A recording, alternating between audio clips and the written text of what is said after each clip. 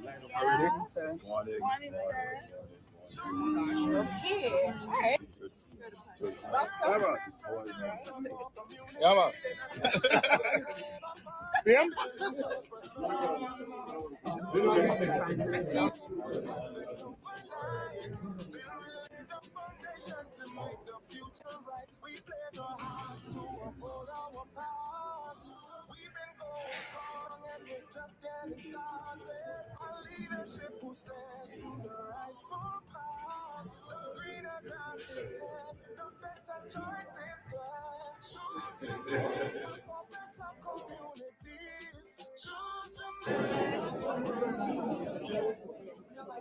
Splendid morning to you, sir. Thank you for Thank your you. time. And Now, you've been the JLP leader since 2011.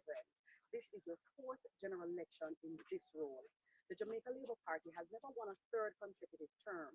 How has it been different about seeking a third mandate and as opposed to the first or the second? well, that's a very good question, I must say. And thank you, Kadeen, and to the entire Jamaica and all the press corps that is here. I wish everyone victory today. Jamaica should win at the end of the process. And of course, the Jamaica Labour Party has performed as a government in the last two terms over and above other governments since independence in Jamaica. On almost all metrics, the Jamaica Labour Party has outperformed. There has never been a government to have cut crime in half, cut the national debt in half, cut poverty in half, presented 10 budgets with no net new taxes, to have actually given back taxes to the people, to have cut taxes, and to have taken on some of the previously thought to be intractable or impossible problems and address them in substantial ways. In other words, our government has transformed the fundamentals of Jamaica. But let's look at it from another perspective. There's never been a government in independent Jamaica that has had to deal with a pandemic.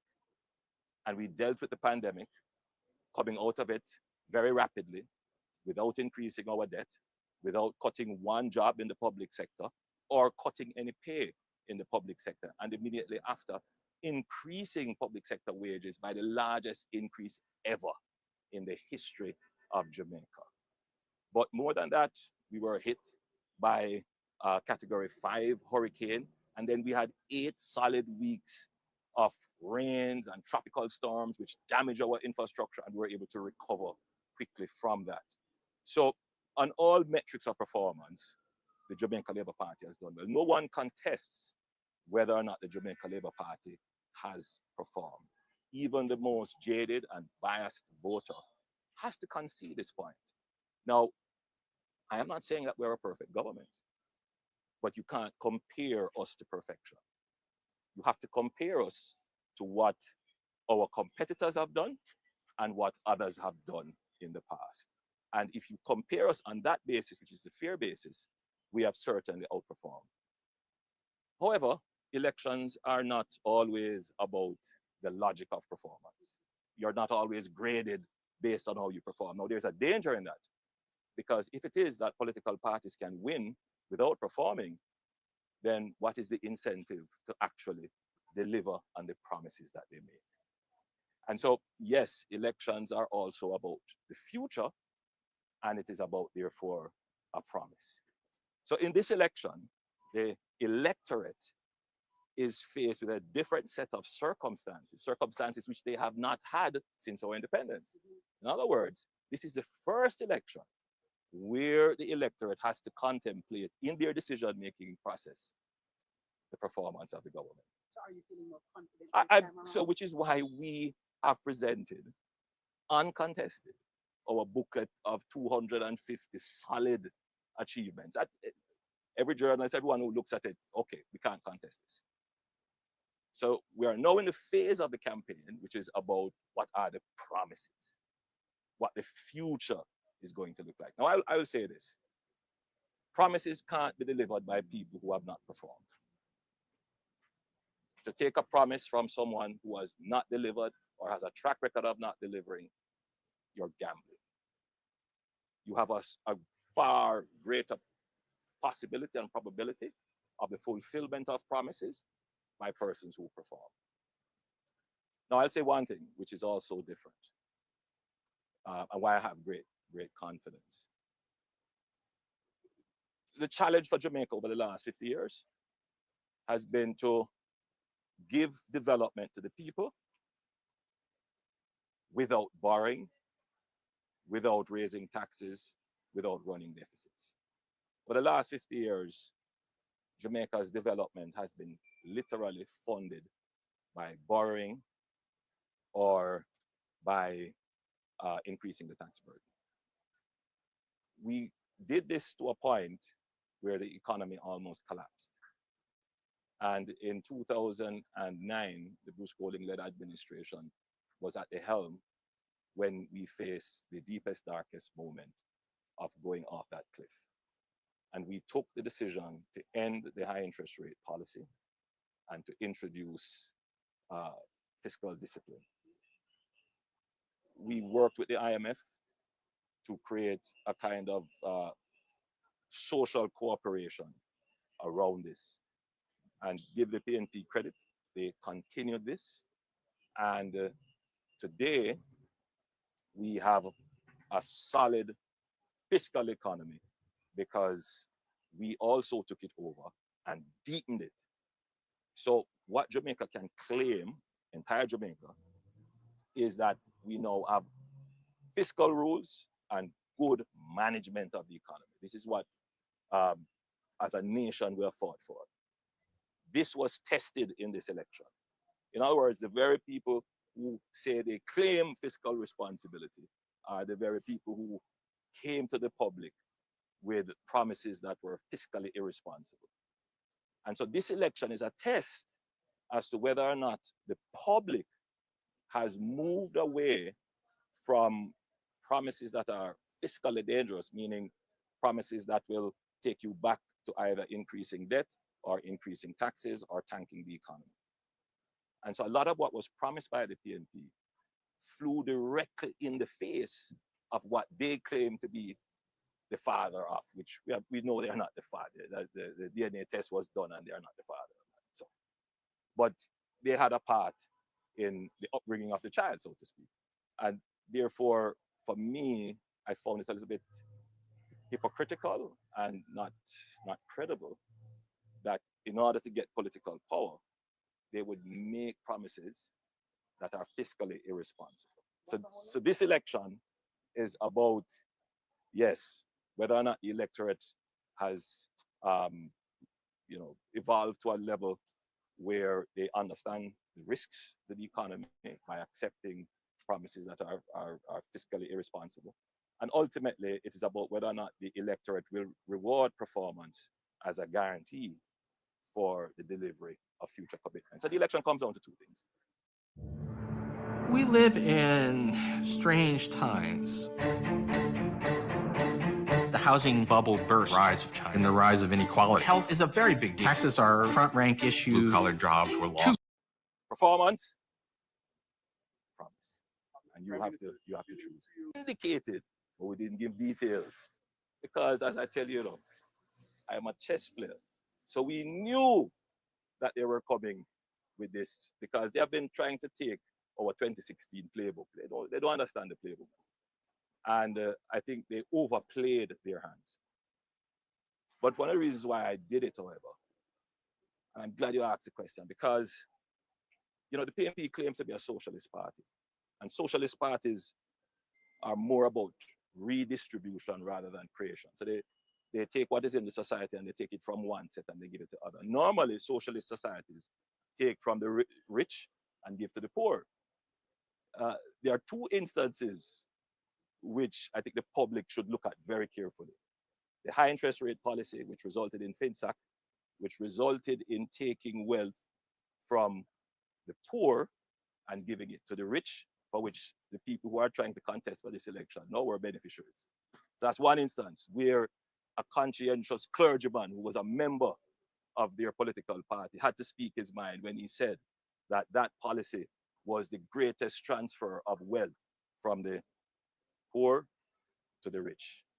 the promise of giving 114,000 Jamaicans earning more than $1.8 million, $75 billion in tax relief is taking from the people who earn minimum wage and giving it to people who earn much higher than minimum wage.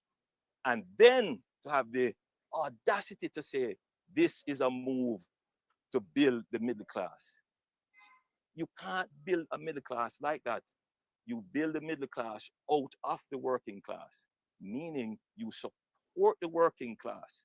You give them the tools to climb the economic ladder, such as consistently increasing their minimum wage so that they can get access to better income, better amenities, and better education.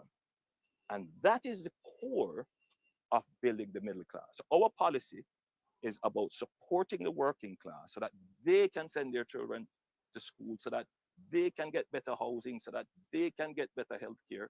They can grow out of the working class. And that's what you build, right?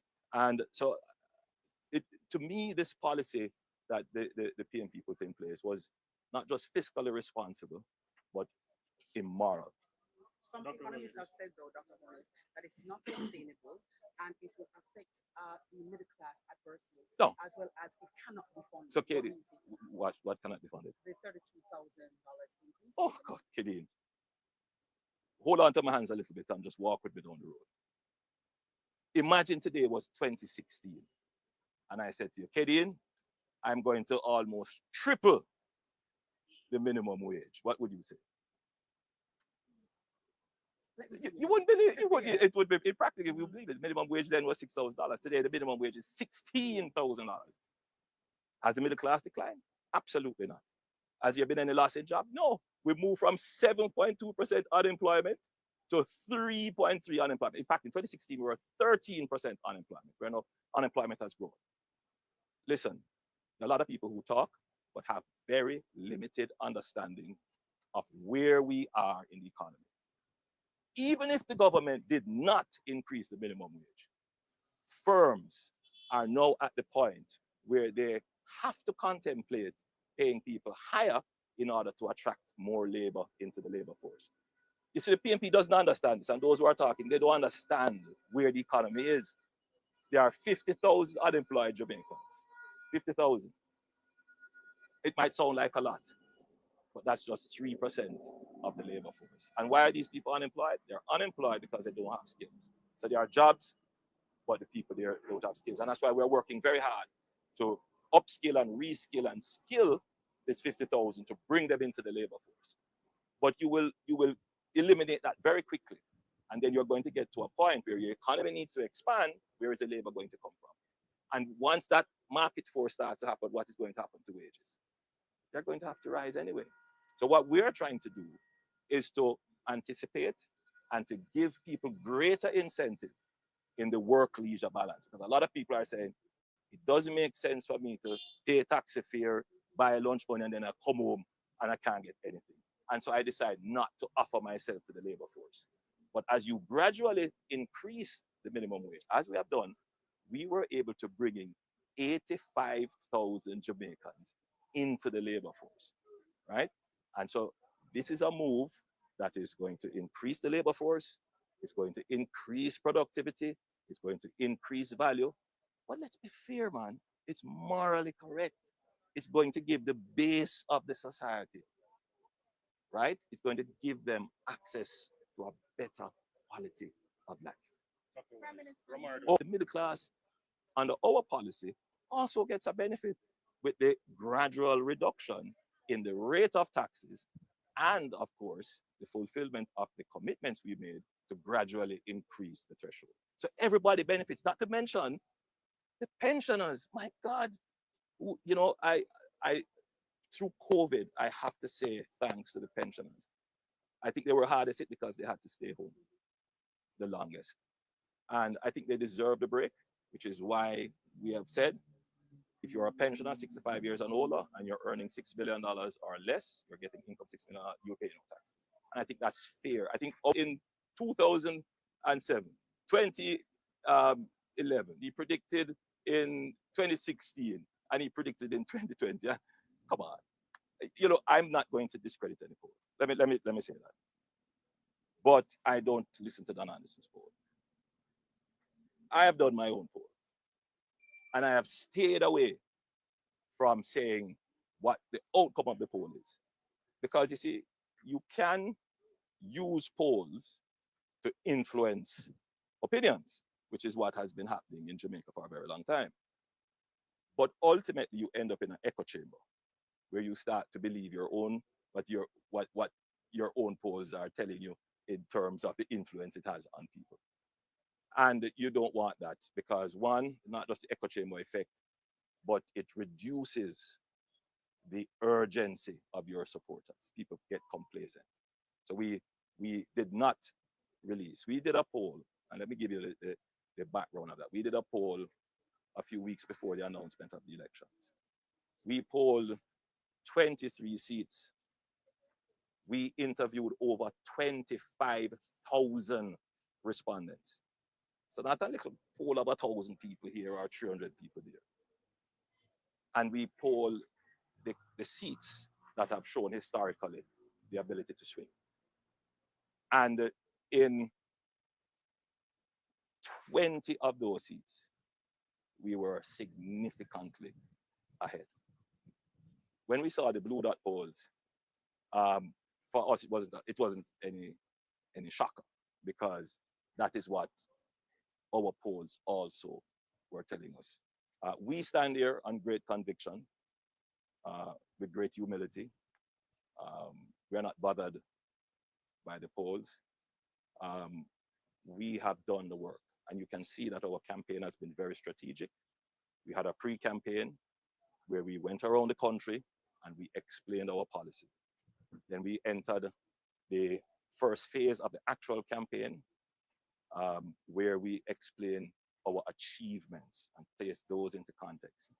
And then we actually delivered a document of achievement, which is quite separate from a manifesto. And then in the third phase, we delivered the manifesto, and we campaigned on what the future is going to look like. You will also notice that we never felt desperate to sink to the gutter. You have never heard me call on a platform the name of the leader of the opposition.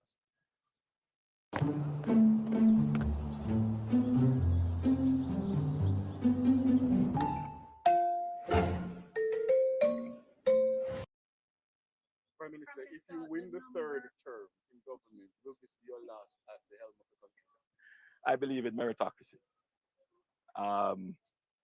But I'm also human. And while I was prime minister, there was something that I always wanted to do. Many things I always wanted to do. I mean, I like to teach, and I've always wanted to do my doctoral studies, and I want to write. And I've been in politics now for almost 28 years. Yeah, so there's other things that I'd love to be able to do. But for me, the greatest pleasure is serving the nation, serving my family. Yes or no, Prime Minister? It is, I always want to serve my family if they have, that's what I'm built for. And I started at 18, but I came officially in politics in 25. So more than half my life has been dedicated to this. Yeah. Prime Minister, you looked at the numbers when you came in. What is the voter turnout? What's your opinion? Sorry, which numbers you're talking about? By the 8th, you were looking at the jail case list. Oh, no. That's just the voters list. That's just the list of yes. What is the voter turnout looking like? I couldn't tell you. This is my first interaction with a polling station, and I have not yet gotten any official update as to what the voter turnout is. But from what I've seen and what I've heard, I've been calling around. What I see here, that the lines seem robust. People are coming out. I suspect that many Jamaicans feel that the stakes are high and that they will come out. I think many Jamaicans, realize that they really can't gamble with the future of their country, and so you're gonna find many Jamaicans coming out to make sure that they protect the government, they protect the gains. The campaign has been very rigorous, Prime Minister. and you've been to almost every parish, if not every parish constituency, the nook and cranny of Jamaica, across the length and breadth of Jamaica. Is there anything that you would have done differently or that you wish had transpired differently along the campaign? As well as what are you most looking forward to after today? So you mentioned, I've gone everywhere. Listen, I've been around this country maybe more than 10 times. I mean, there's scarcely a place that I have not visited. I mean, I've stopped there for a long time, but I've been there. So I know the country very well. And my campaigns are intense. When I come out and I go amongst the people, it's, I'm being pulled and stretched and hugged and kissed and lifted. This time I said, please don't lift me up this time. don't lift me up this time. But that's the kind of robustness that you experience when you get on the campaign.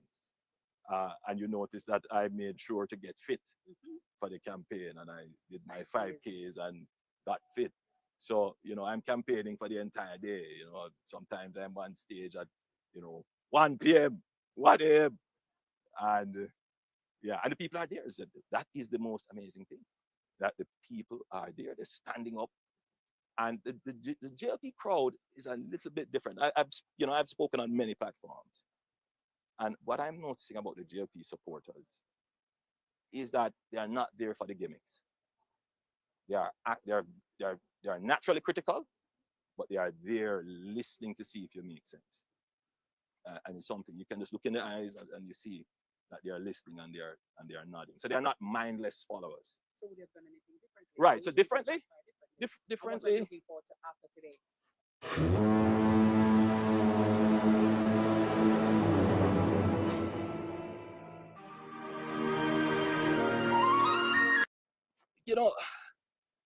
It's hard to critique the campaign because it was a well-executed campaign. I think nobody, when you look at our meetings and so forth, well executed. Let me think about that. I mean, there are some internal issues which I wouldn't bring, but internally, in terms of the structure of the, you can see weaknesses in terms of structure and so forth. But the outcome, despite any internal, and in an organization you have, when I'm writing the book, those things will come up.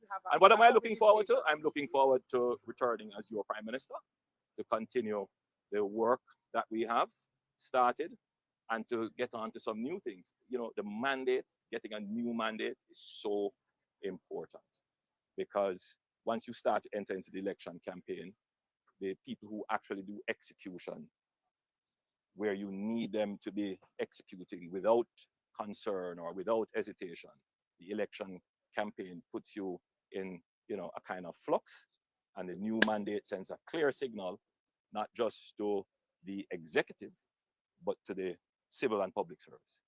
And that means we can push harder now to get things done. Prime Minister, this campaign undecided. Up to the 9th or can't make up. I think I'm your best choice. I think we have performed. And if you're undecided, it would mean that some amount of not just emotion, but logical thinking has entered into your mind, and you're trying to weigh and wrestle. It's a simple, in my opinion, it's a simple metric.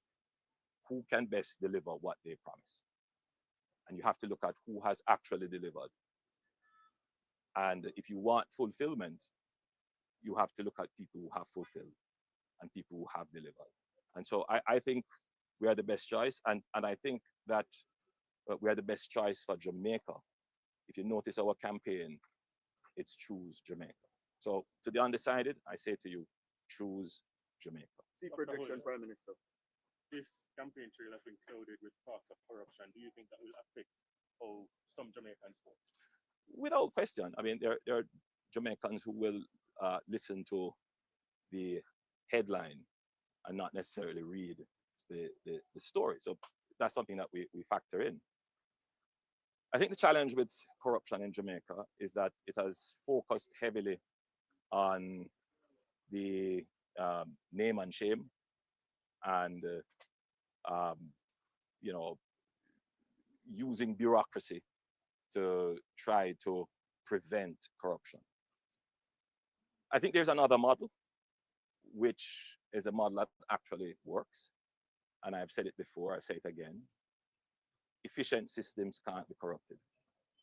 So if you're trying to deal with corruption, you have to make systems efficient.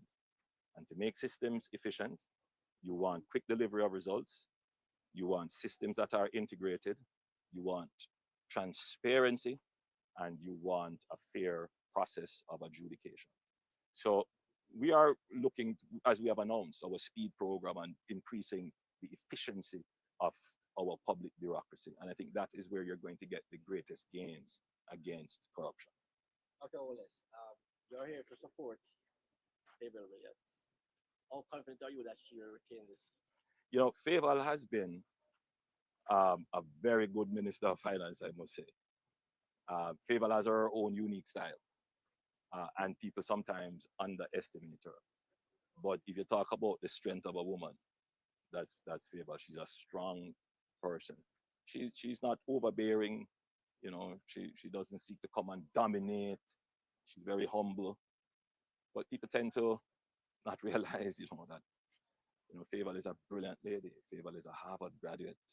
Fable, not that means, you know, but what I'm saying is she's academically accomplished, and she was, before she entered politics, a successful businesswoman, and so she understands the field of finance very well, and she's been able to execute very well.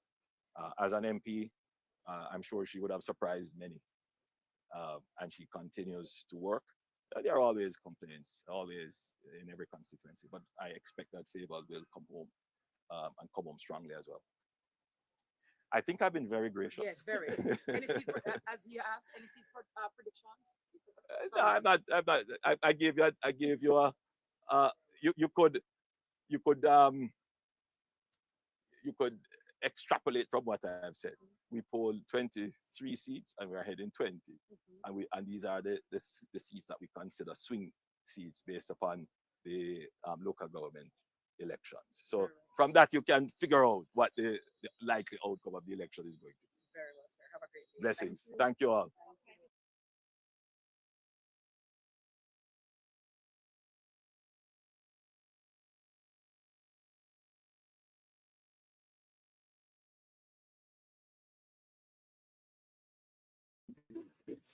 Hey guys, welcome to CARB 21 Network Watch Party. We started a bit early. Just wanted to go through some of the things that took place earlier on before the polls closed within less than an hour.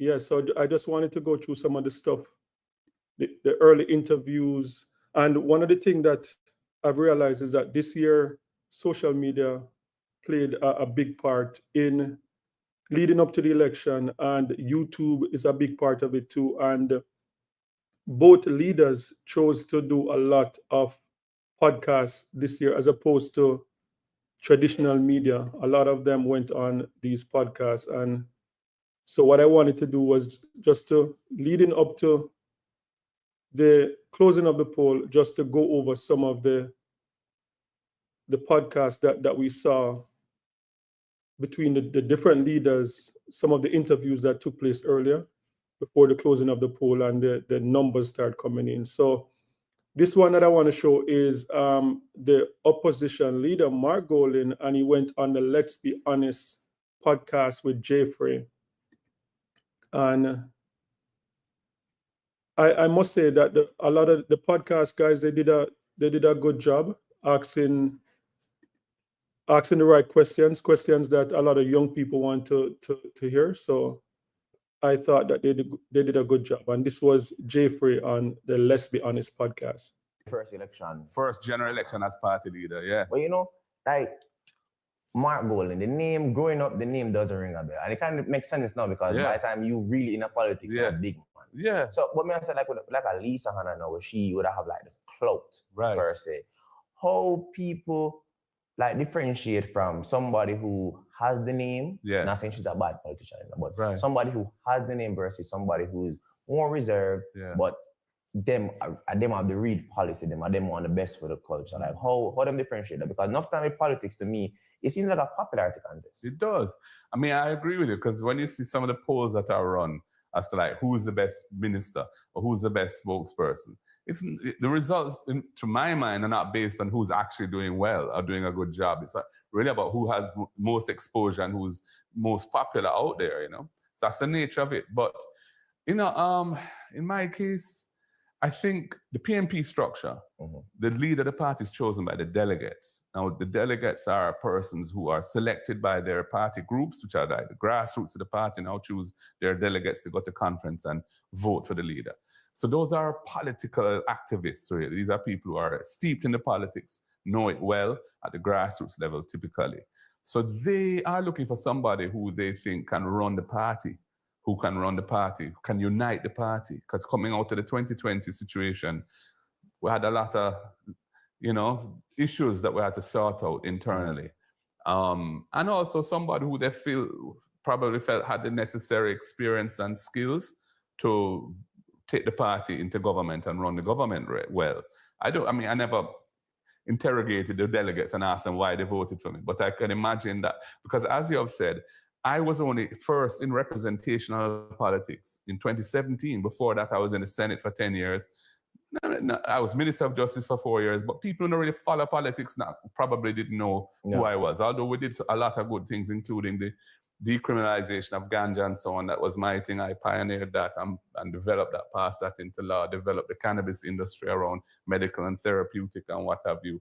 So there were things that I got recognition from those who are watching and interested, but most people out there, you know, they're not really busy with politics more than so. Yeah. So you're right. I mean, whereas for example, Lisa was Miss World, very beautiful lady, charming, articulate, etc.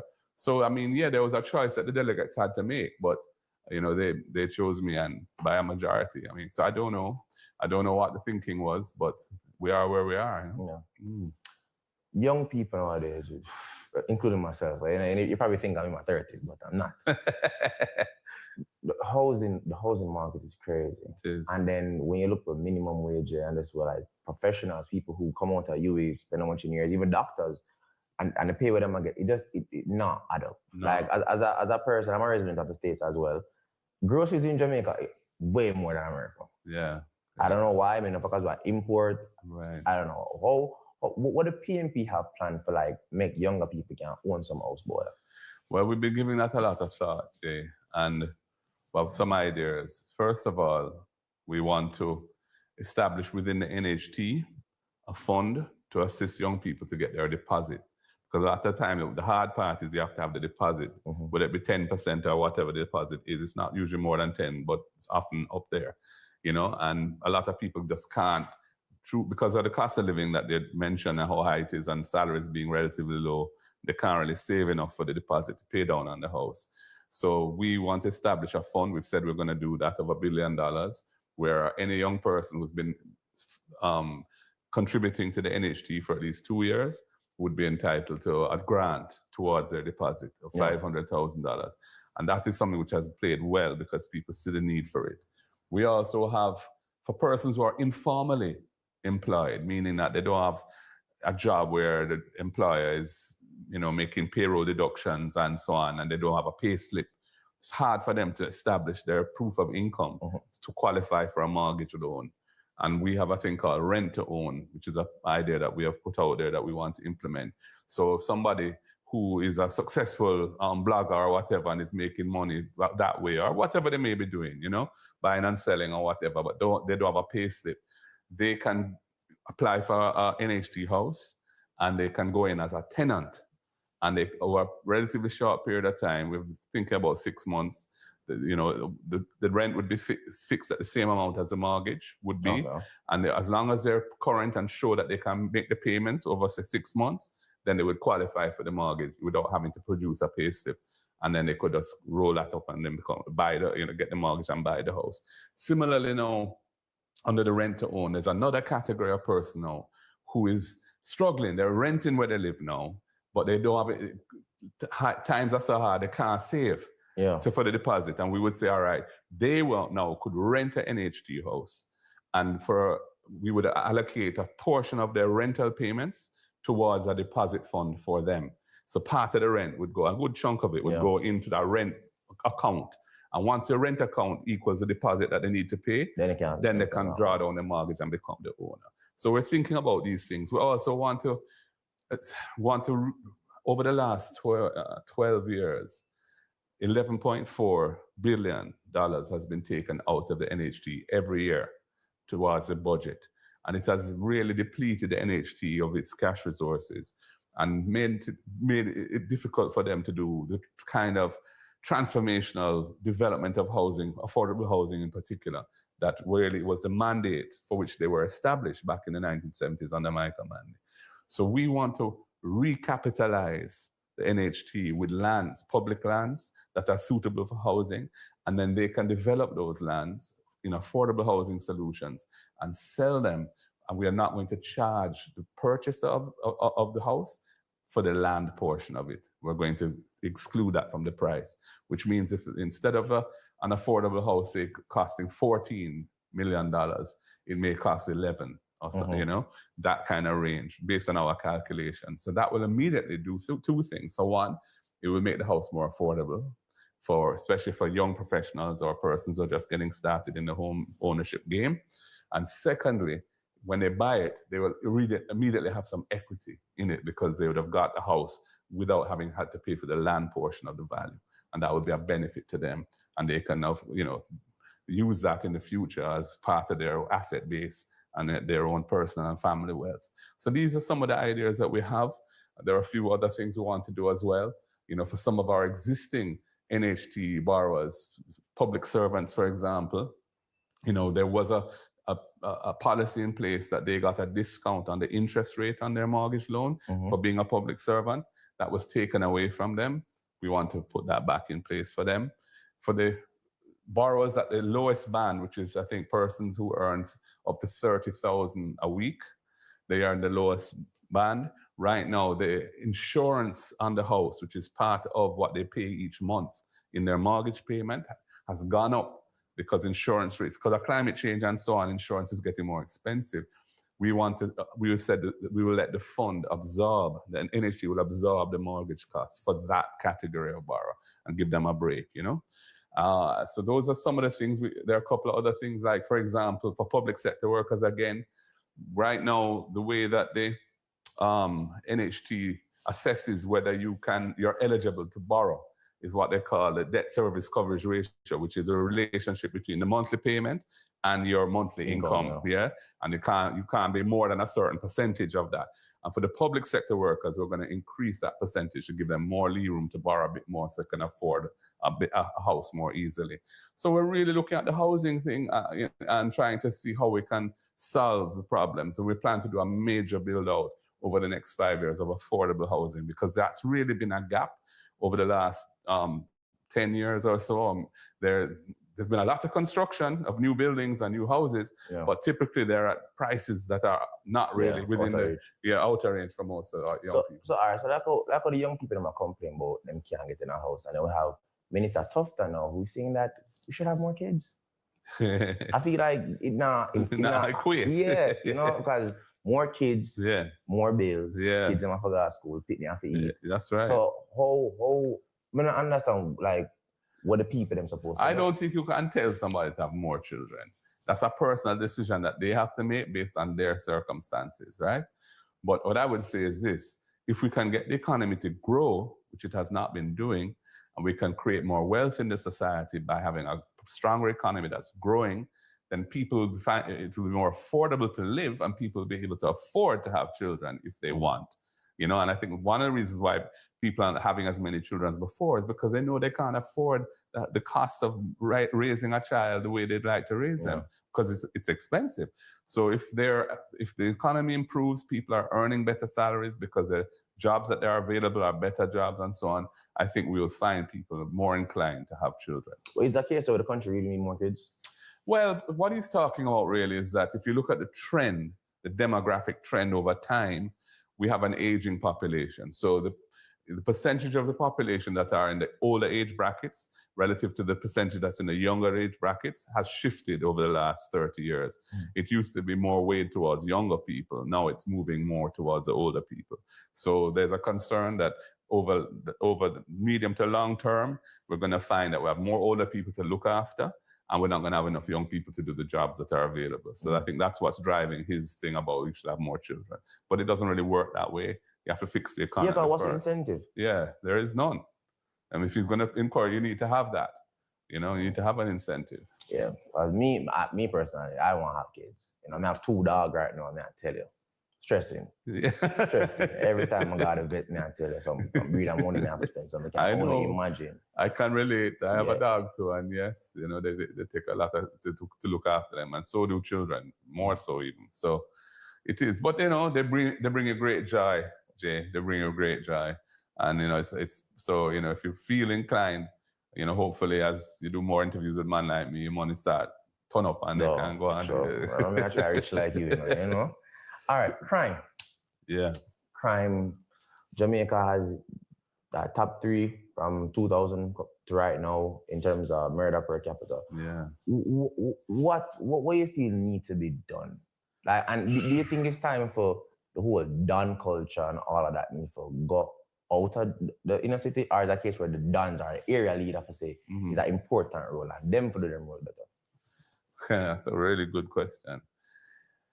In my experience, communities are less, there's less of the... If you're just joining, welcome to CARB 21 watch party for the election result tonight. We started off a bit early today. What I wanted to do was take a look at social media and in particular podcasts and the role that podcasts played in this 2025 election. If you have been paying close attention, all the politicians have been rushing to the podcast space. So we see them on Let's Be Honest. We saw them on the Narrow, the Fix, and all over the place. The Keep It Real podcast, all over the place. You see the politicians. So social media is pretty much anyone come out victorious tonight with this election. Social media, they are going to have social media to thank because social media is going to play a big part in this election. So before the closing of the poll and the numbers start counting, I just wanted to go over some of the interviews that took place earlier this month on some of the most popular Jamaican podcasts. Phenomenon of one individual running the place in a way that was the norm for... Excuse me? How do you read so many books? I don't. I listen. What do you mean you listen? I use this app called Speechify where what the so-called garrison areas and so on, say 20 years ago, 30 years ago, is less of that.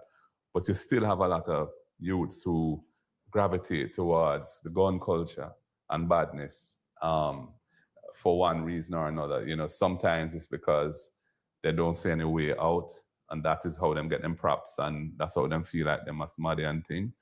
Or sometimes it's because they get recruited and pressured into that lifestyle and what have you.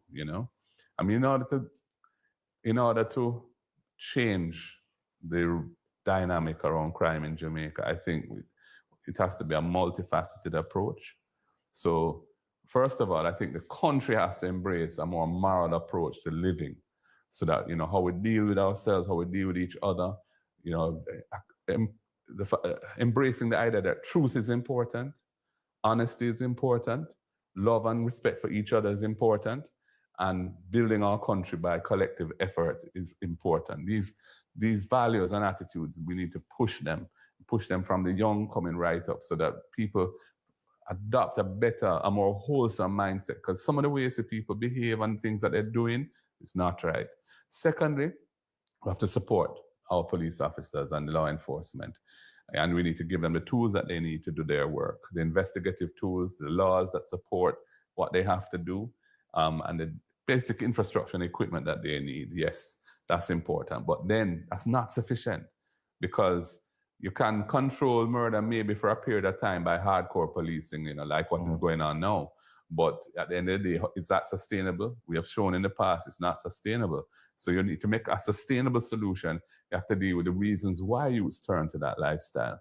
You have to give them another opportunity. So there needs to be a program focusing on the youths who are either out of school now, they don't have any certification, they don't have any subjects. Their position in the job market is very weak, and they are there on the corner, and they want, they want to be somebody too. They want respect too. They want a girl too, etc. So them tend to go towards the badness side. We need to give them another route to being productive citizens, by things like training opportunities, mentorship, financial literacy, and preparation for the world of work. We need a program that takes those youths and gives them a new orientation so that they can actually step up in a different way. And so we're committed to that as well. And things like Peace Management Initiative, which has been allowed to collapse, but which was a very good innovation where you look in communities which are prone to violence, you identify people who are respected in there but are not really involved. Maybe they were at one time, but them kind of evolve out of that now. But they have the respect because people know what they, how they live and thing, and they live good in the community. And you bring them on board, you give them some training, and you give them some support, and they can be called interrupters then, violence interrupters. So if something go down, where two people kick off or whatever, and say some disrespect was shown or a perceived disrespect, and the way how that can play out, that might result in all kind of things spinning off until you have a series of incidents where people dead and things. They jump in and help to coordinate a solution, talk it out, trash it out, and then that has worked well in some communities. We need to implement those systems, and supported by the state as well, so that they have a little resources to do that job. So it's a multifaceted thing. The churches, NGOs as well have their role to play in trying to reorient the culture away from the negative into the positive. And young people, influencers like you too, have a role to play in terms of not just discouraging the mindset, which is that, to take life or to be the baddest guy and have the biggest gun is something to be respected. No, that not going away. That is you end up in a cemetery, RGP, So we need to. Everybody needs to, who cares about the society, cares about themselves and their family, need to reorient the whole philosophy, the whole narrative of how we deal with each other in a more positive direction. Yeah, and then you mentioned it did work because even in Augustown there was a year where there was no. You know it. Zero murder. Andre Hilton was the MP who put that in place, working closely with the community, influential people in the community, some of the top artists down in that side and others, and the Peace Management Initiative, and they had a year with no murders, and that was after a period of time when there'd been a problem with murders, and then it was allowed to, unfortunately, it broke down, and now it's under a zozo. Augustown has been under a zozo for years now. In fact, I was in a meeting last week, Thursday night, and in a community meeting at Augustown Primary School, and they were saying, when will it end? How does a zozo end? And it's a good point, because there's no clear criteria as to what should trigger the withdrawal of a zozo and restoration of normalcy in the community. And that's something we have to look at, because it can't be that these things are just, they have to be renewed periodically in Parliament. But when they come to be renewed, typically people that support it because they think this is managing to keep crime down and so on. But when you've been doing this for like 5 years, at what point are you going to... So if you're just joining us, welcome to CARB 21 Watch Party. And this is the early session before the polls close at 5 o'clock. And what I'm doing, just taking a look, because social media is playing a big part in this election. And what I've noticed is that all the top politicians, they're fighting to go to the podcast space. So I'm just going over a few of the interviews. Just in the past week, we saw about 5 different politicians on the Let's Be Honest podcast, from, PMP to JLP politicians.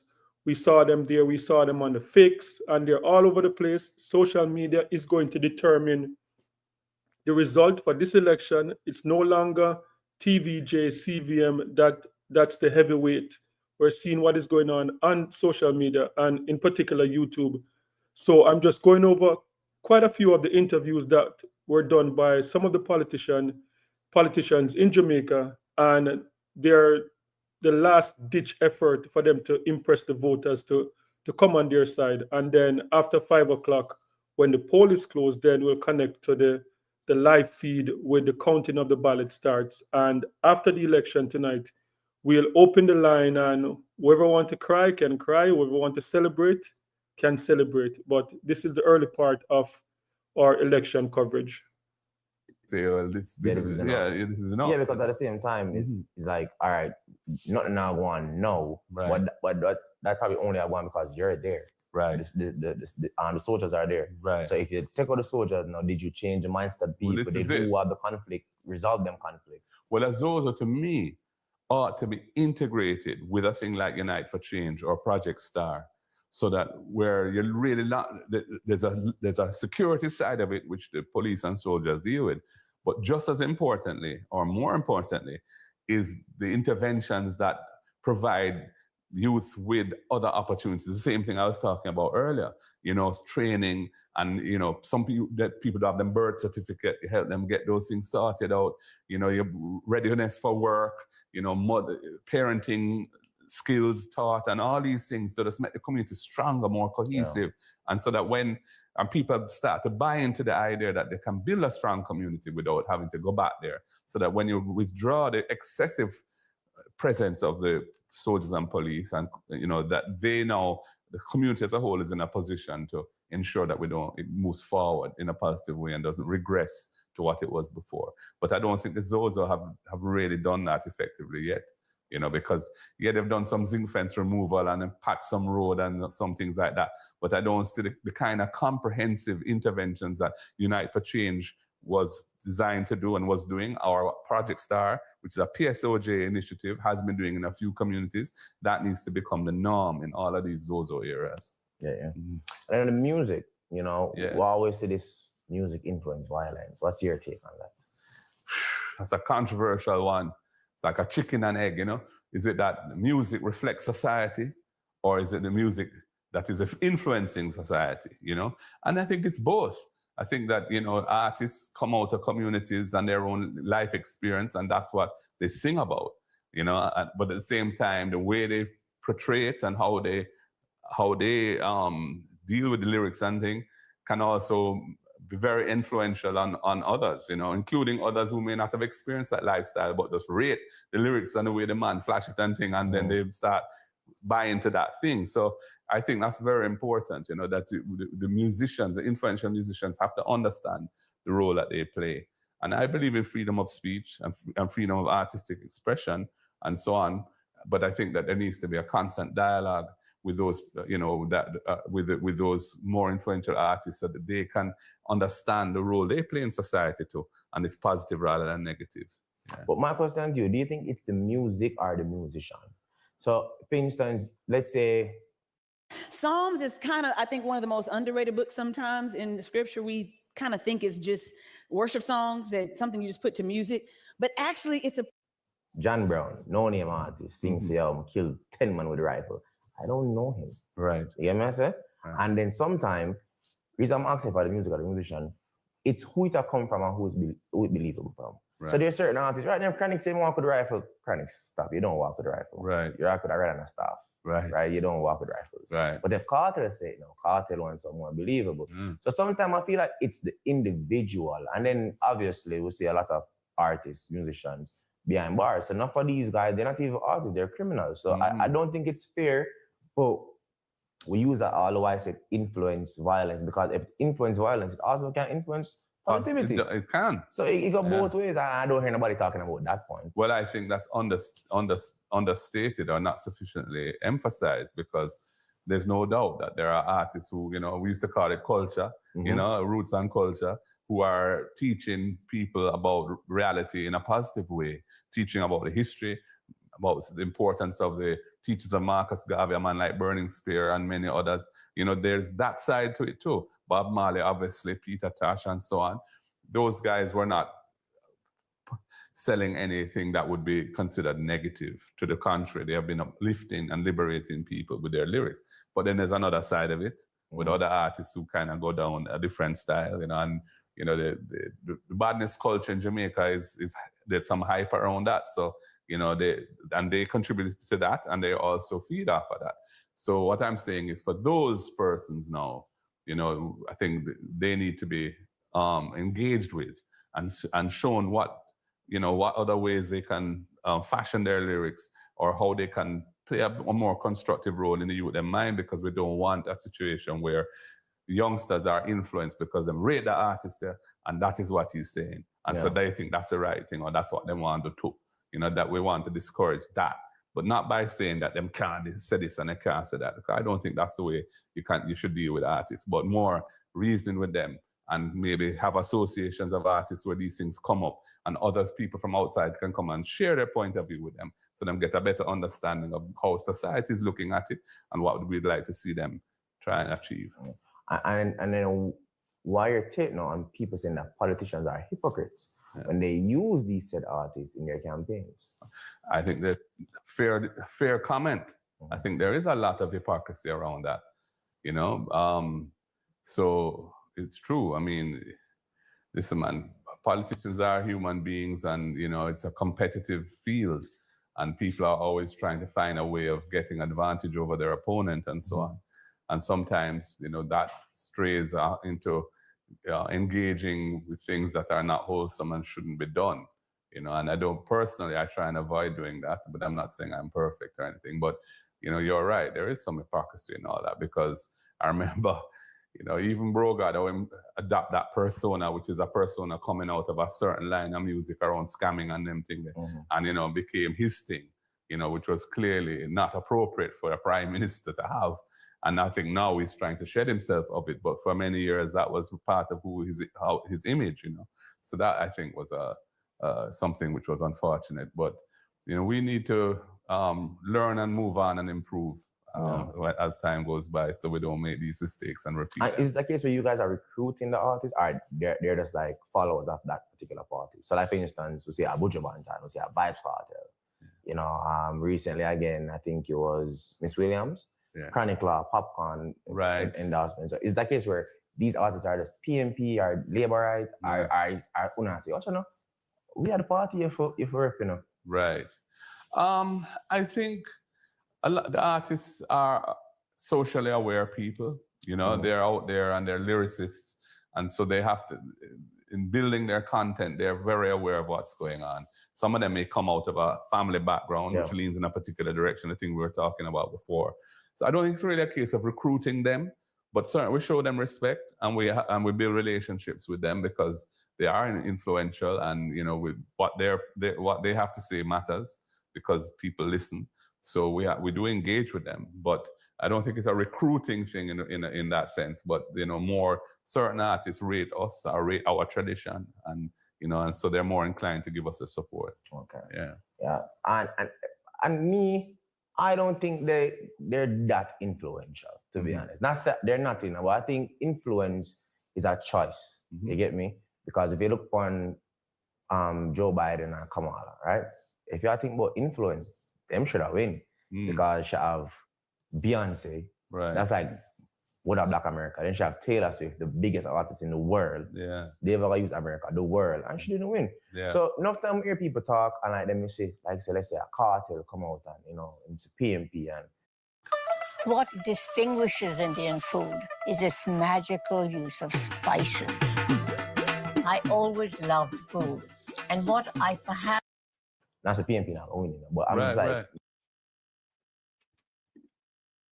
Hey guys, so if you're just tuning in, welcome to the Carib 21 watch party, and this is the early part of it. And what we're doing, we're going through some of the interviews that were done earlier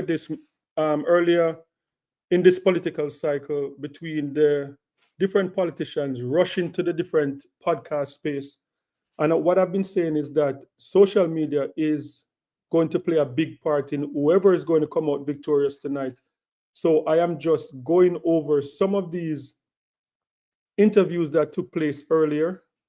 and just highlighting some of what the politicians went on these interviews to talk about. And yes, this election is different from anything that we have ever seen before. As I said, there's the podcast space. They are dominating.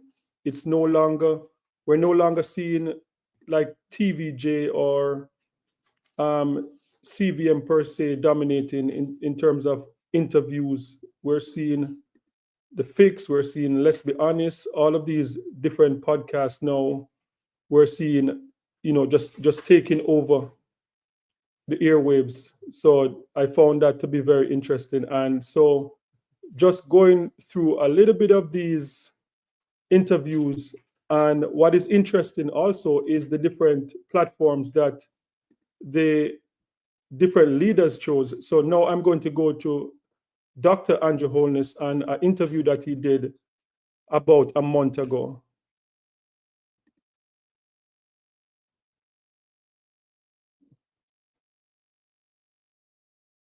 A surge in interest from Jamaicans who are living abroad and considering more so than ever before of moving here, investing here, retiring back in Jamaica. And I think it is being driven by, one, what's happening globally and uncertainty that's arising around the world, and also the political climate in some of these countries. What I also am seeing on the other side of that coin is that they are looking at Jamaica differently. They are looking at Jamaica as turning into an economic powerhouse that it wasn't before. They are physically seeing the infrastructure improvements that are happening here. And I think one of the biggest draws in raising this interest is the decrease in major crimes, particularly the murder rate. And I believe we're down 40%, if I'm not mistaken, year over year. And so I think the combination of the two is really getting these folks looking at Jamaica very, very differently. So my question to you is, from your perspective, like what is motivating this? And also, why do you think now is the right time for people to invest in Jamaica, not only from an emotional standpoint, but from an economic and strategic standpoint? Well, I like to tell the story this way. Jamaica is at an inflection point. And the best way to describe the inflection point, it's the point where the rate of results exceed the rate of effort. So you're going to start to see wise business people saying investments in Jamaica are going to yield greater returns than investments elsewhere because of the rate of change that is positive change that is happening in Jamaica. So if you take all the economic issues, if you're an investor and you're looking for a safe place to put your wealth, to invest, and somehow just to be clear, when I'm saying investment, I'm not talking, moving funds to put it in a bond or something. I mean, that's investment, yes, and you do. But let's take the investor who is looking to buy property, start a business, and get on the ground floor of investment. So you're not just going to want to look at what the macroeconomics are saying. You're going to also want to hear about what is crime in the country like, what's the healthcare service in the country like, what's the public transportation, what's the road infrastructure, what's the energy stability. All of those other things come into play. So clearly, on the macroeconomic side, institutional protection for our legal and justice system, our stated fiscal policy, which are transparent and predictable, central bank management, which is independent, clear, and strong, you can invest money in Jamaica. But we want to get people who are going to actually come here and create jobs as well. And that's what's happening, that people are seeing Jamaica as a place where you can get involved in investments, right? Now, it's not perfect, but compared to other destinations, Jamaica is a safe place to do business. And we're taking the right decisions, which are creating this point of inflection. So let's look at the point of inflection and how we're going to make it move even faster, the developments that we want move even faster. One, in our next administration, we will focus on efficiency, the removal of unnecessary bureaucracy.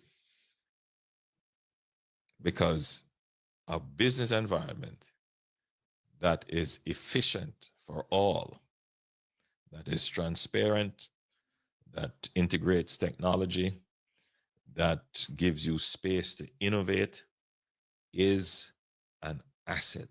It's a competitive advantage. And so we're going to invest in building this competitive advantage so that people choose to come to do business and live in Jamaica. You know, look, countries can have oil, they can have lots of natural resources, but all the countries that do well, including the countries that have oil or other natural resources, what makes them do exceptionally well is that their regulatory environment is easy to maneuver. And that's where Jamaica needs to be. We need to create an environment for business and for people who just want to come and live. That's easy to maneuver, straight, easily understood. But we do have a culture which essentially says that if it doesn't take long, it wasn't well done. And we need to get rid of that culture if we're going to survive in this new age. And it's a really contradictory culture because we are the fastest people in the world. We have the fastest man in the world and the fastest woman in the world. We should never be slow at business. And it's about creating the track on which our people can run fast. And that's going to, if we get to that point, that inflection point, you will see change moving even more rapidly. The second element is that Jamaica has a global mystique.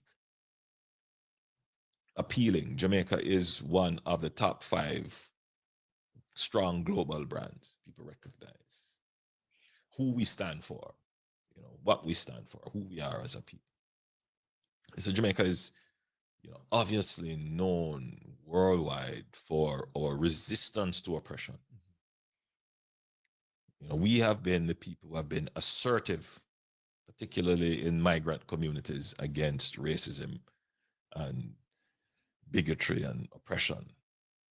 We have been known to be that. We have given cover to other migrant communities that come under the umbrella to say, hey, we're Jamaicans. And that's always been who we are. We are not a xenophobic people. We are very open. Anybody can come here and become a Jamaican, essentially, in terms of, you know, taking on the lifestyle, the mannerism, the culture. We're very embracing. And that has always been us. And, you know, in the 80s, we also developed a notion around our tourism product that Jamaica, no problem, man.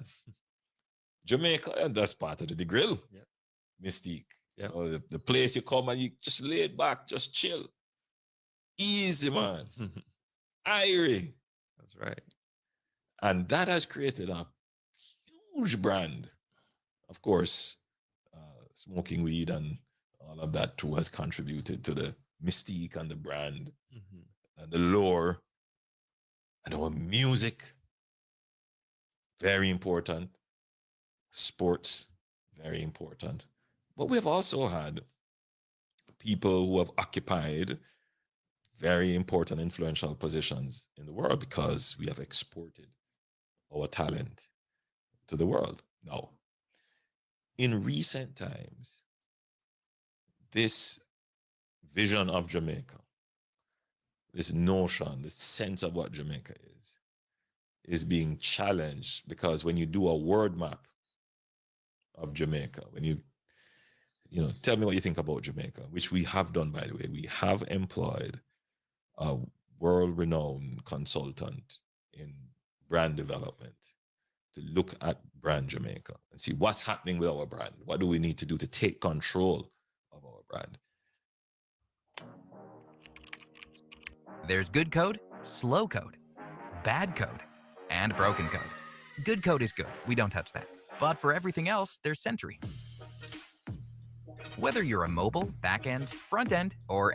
And what is clear, which we always knew, but it's always, when it becomes vivid when somebody documents it and say, hey, this is the problem in black and white. Violence is emerging as a central theme in our brand, and we must confront it. Listen, if you are in a store in New York and you're a member of the diaspora and you see a product on the shelf, I'm not going to call any names, but let's say one of our popular brands and it's on the shelf, and you're competing with 20, 30 other brands from all over, but you pass all the other brands and you go and take this particular brand off the shelf.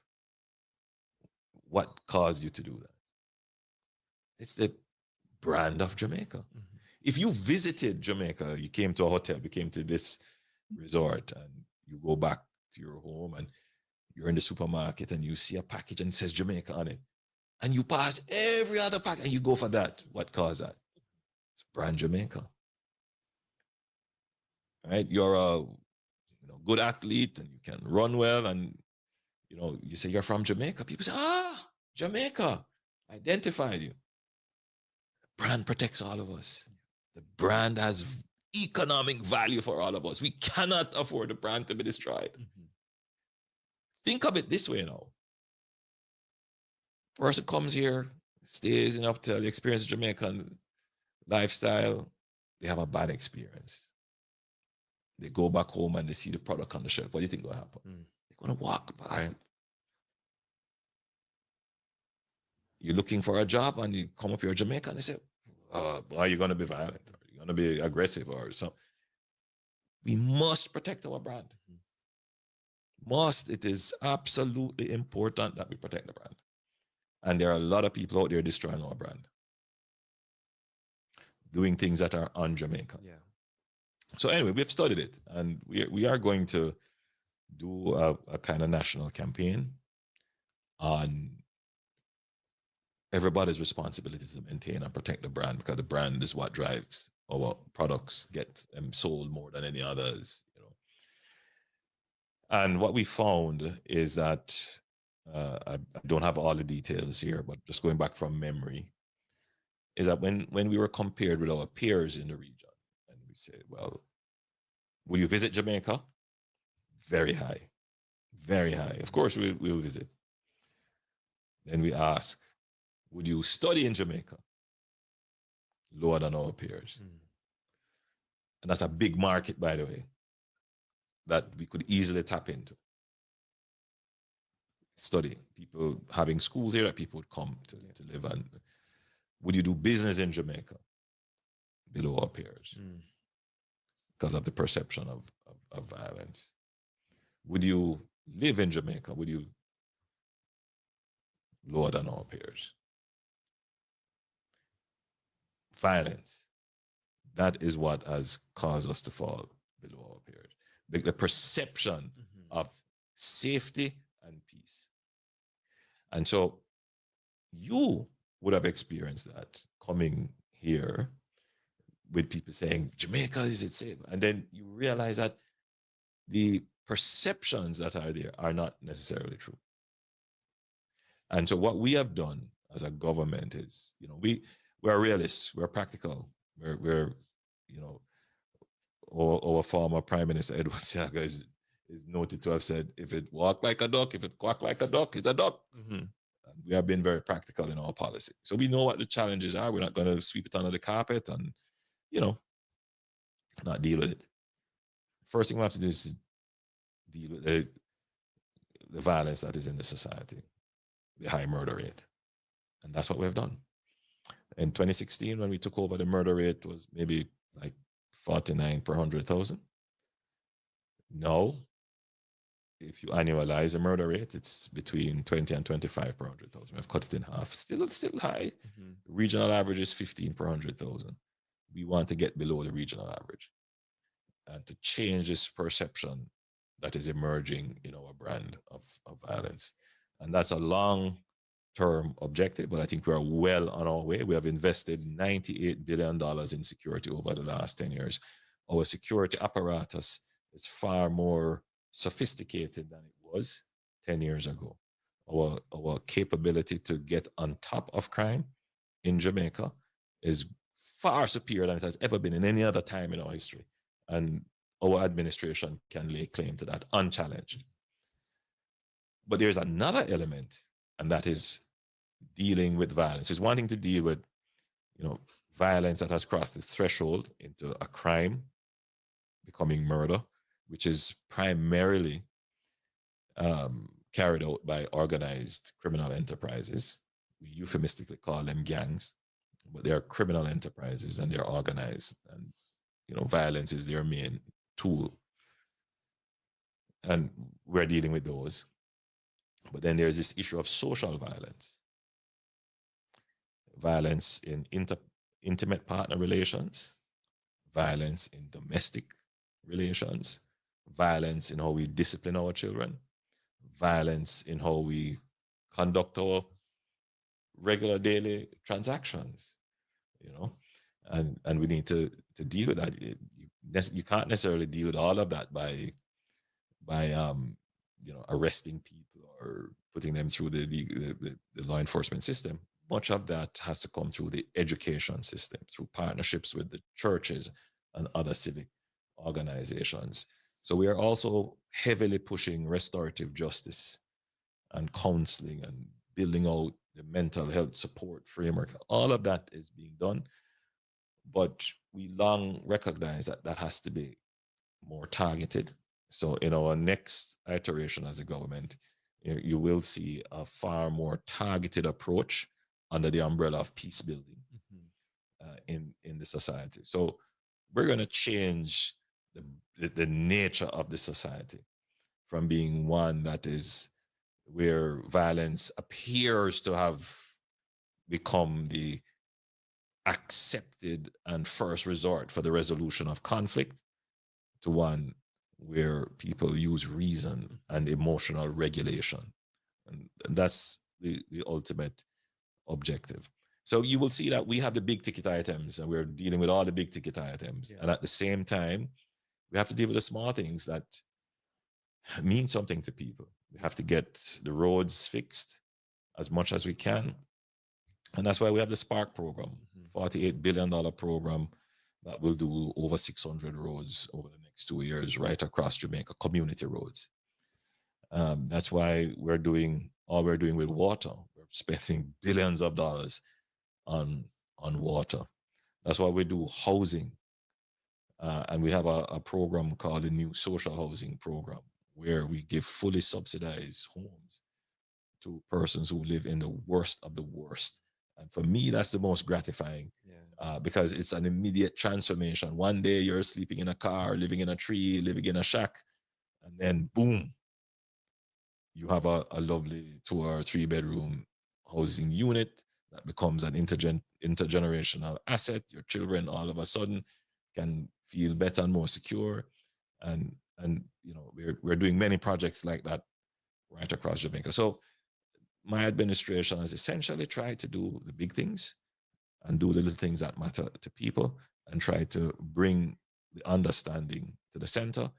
I guess that members of the diaspora who are able to see what is happening in the country in which they currently reside and translate that into what we're trying to do here would recognize the value of what this administration has done and say, hey, maybe it's time to not just send money back home, but maybe I can come back home and make something here. There are a lot of skeptics who I recall saying, Jamaica is your homeland. If you don't feel comfortable anywhere else, come back home. And you see some of the comments, come back home, come do what? You have a job. Yeah. So there is a sense, right, that it must be ready-made. You just come and inherit it. It's come and it's there. But there's also a sense, every Jamaican, we have to build it. Yes. And that's what we have been doing. We're building it, and I want you to come and join in helping us to build it. Let us build the paradise. Let us build the prosperity that we want. Americans will tell you, we built this country. We have ownership of it. Yeah. This is our country, our prosperity. And in a sense, we don't necessarily always see that. Some of us feel that, we have to leave here because the system not right to go and get prosperity elsewhere. But we can't all leave here and leave the system to what? To just deteriorate? No. So we are here trying to build the system, and we want you to come and join us and help us to build the system that we can all benefit from. This podcast is supported by Discovery Water. Whether I'm working or training, I reach for Discovery Water. 100% premium Jamaican spring water. Bottled in glass, no plastic, no gimmicks. Refill, not landfill. Just clean, natural hydration from right here on the island. Excellent. Thank you for that. And along those lines, I host an annual investment conference here at Travelers every November, and is really made up of my subscribers here on YouTube. And the idea behind that is what you just said, is to get them, the diaspora, to be a part of nation building and to be a part of pushing and moving Jamaica forward. And so that the conference is ThropX. It's a derivative. Yeah, of I've my seen name. it. Okay, I've been following you. Okay, I've been following. It's excellent work. Thank you that you have done. Excellent work. Thank you. I just use this opportunity to encourage everyone to take a serious look on Jamaica. I hate to put it in this term, but Jamaica is going to become the Singapore of the Western Hemisphere, without question. You kind of jumped ahead on my last question here, but when you look at just leadership in general, I feel like one of the notions of being a good leader is making decisions that have benefits that you may not live to see. And the policies and the energy that you put behind the decisions that you make, yes, they affect the here and now and the present, but more so than anything, it's for generations to come and generations that we may never have the opportunity to meet. So with that being said, looking ahead at the next 20 years of Jamaica, where do you see, or maybe what do you see Jamaica would have accomplished in the next 20 years? And what do you see our role in the global, from the global perspective in 20 years from now, and how will Jamaica be looked at? So you could reduce it to three things.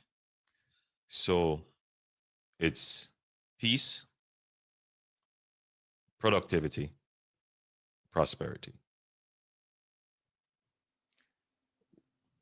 20 years from now, Jamaica should be at peace. We're a peaceful country. We're not at war with anyone. We don't have a civil war, but we have allowed our social systems, value systems, to break down to the point where we are accepting of antisocial behavior that is just ruining us as a people. And it is going to take some time to reclaim that kind of higher road of value, and that being internalized in every Jamaican. So that, there are some people who grow up in really bad circumstances in inner city communities, and they choose not to get involved in crime. They choose not to be violent. But there's this 5% that becomes problematic. And that 5% creates a counterculture. They claim the fringe of the society, and they sometimes manage to popularize their position and then end up becoming the central, kind of thought and leadership of the society, and that's dangerous. And we have to address that. And I think it's going to take some time, but I think we're on our way in addressing it. And we will be the peaceful society where violence is not the first resort for resolution of conflict, where we are emotionally regulated, where we are pro-social, and all the actions we take are in support of the society, not to destroy the society. And we are pro-growth, meaning that everything that we do is about expanding and improving and being innovative. Once we get the Jamaican to be that, then we stand head and shoulders above everybody else. What? Being the fastest and the coolest people on earth, but yet being the most productive and, oh gosh, I mean, nobody would be able to compete with us. And that's what we want. So peace is very important. Then there is the productivity issue, and that's wrapped up in maintaining a solid economy, controlling inflation. But there has to be this conversation with labor. All right. When we talk about productivity, there's almost an accusation against labor that labor isn't producing, but that's not the case. The issue of productivity, it's very complex, but if you kind of deconstruct it, you have management. What is management doing in building the systems within which labor works? You know, there's the kind of management and governance. And then there's how do you share the reward of the effort? You know, how strong is your stock market to allow the average person to go and participate in it? How are they rewarded for innovation within organizations? Are the systems incentive compatible, or are they just flat systems that no matter how much effort you produce, you still get the same money? How do we treat risk taking? Are people punished for taking risk? Or are they rewarded if the risk pays off? You know, all kinds of how we structure our business. That's what we mean when we say we need to improve productivity. The challenge is that when we talk about productivity, people hear servitude and more hard work. All right, that's not what we're talking about. Right? That's not the era. The era is you can't confuse service with servitude. You want more service, right? Smartly done. And to get that, you need greater management who understands how to structure systems, integrate technology, and motivate people. So productivity. And if you get peace and productivity working in parallel in your system, then that brings prosperity. Now, when we talk about prosperity, people believe you're in Shangri-La or you reach heaven. It's a final destination of happiness. That's not what prosperity is. You know, prosperity is a journey, but it is on that journey that you're constantly achieving new goals and you're meeting what you set out to do. In other words, you're fulfilling your aspirations and you're fulfilling yourself. And a lot of people in our country, every day they are disappointed.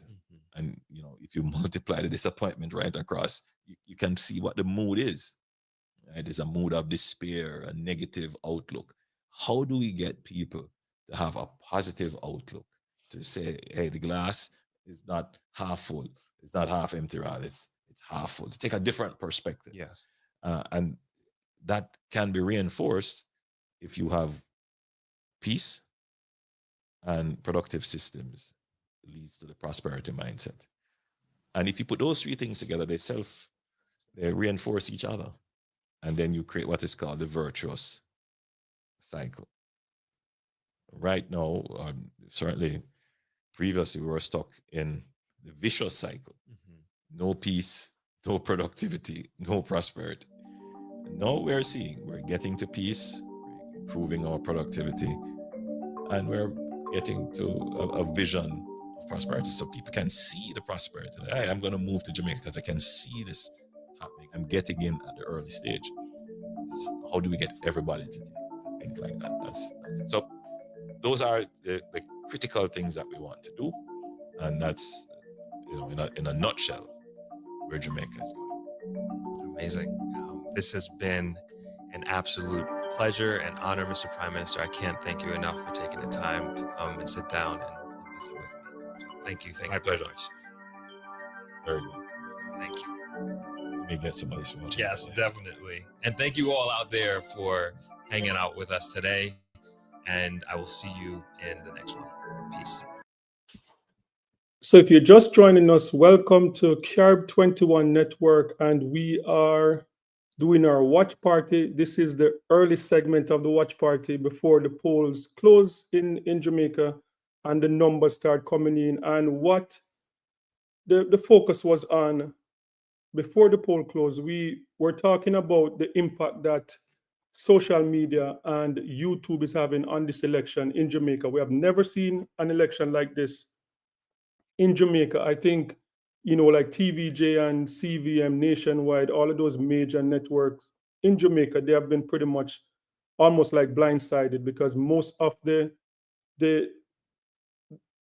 what is going on now is taking place on YouTube. And we see like a lot of the politicians reaching out to the popular podcasters in Jamaica, the Jay Frey, Let's Be Honest podcast. We see them going to the Fix. We see them going to the different podcast space just to get out their message. So what I wanted to do before the numbers came in was just to focus on some of the podcasts that we have seen, some of the interviews with some of the most popular podcasts in Jamaica that we have seen the politicians went on, like just to put out their message. And yeah, so that is the focus before we connect to the stream and the results start coming in. So the next one I wanted to look at was Christopher Tufton. Christopher Tufton did an interview recently on the Let's Be Honest podcast, and it's a very funny, not too serious type of vibes, and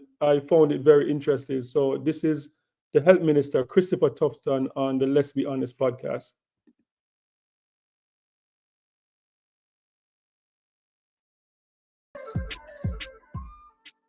Boom. Let's Be Honest podcast, maddest podcast, baddest podcast, and the saddest podcast. And today, we're doing something new. We have a Labourite in the house. Today, we have Minister of Health, Christopher Tufton in the house. Respect. All right. So I want to say. All right.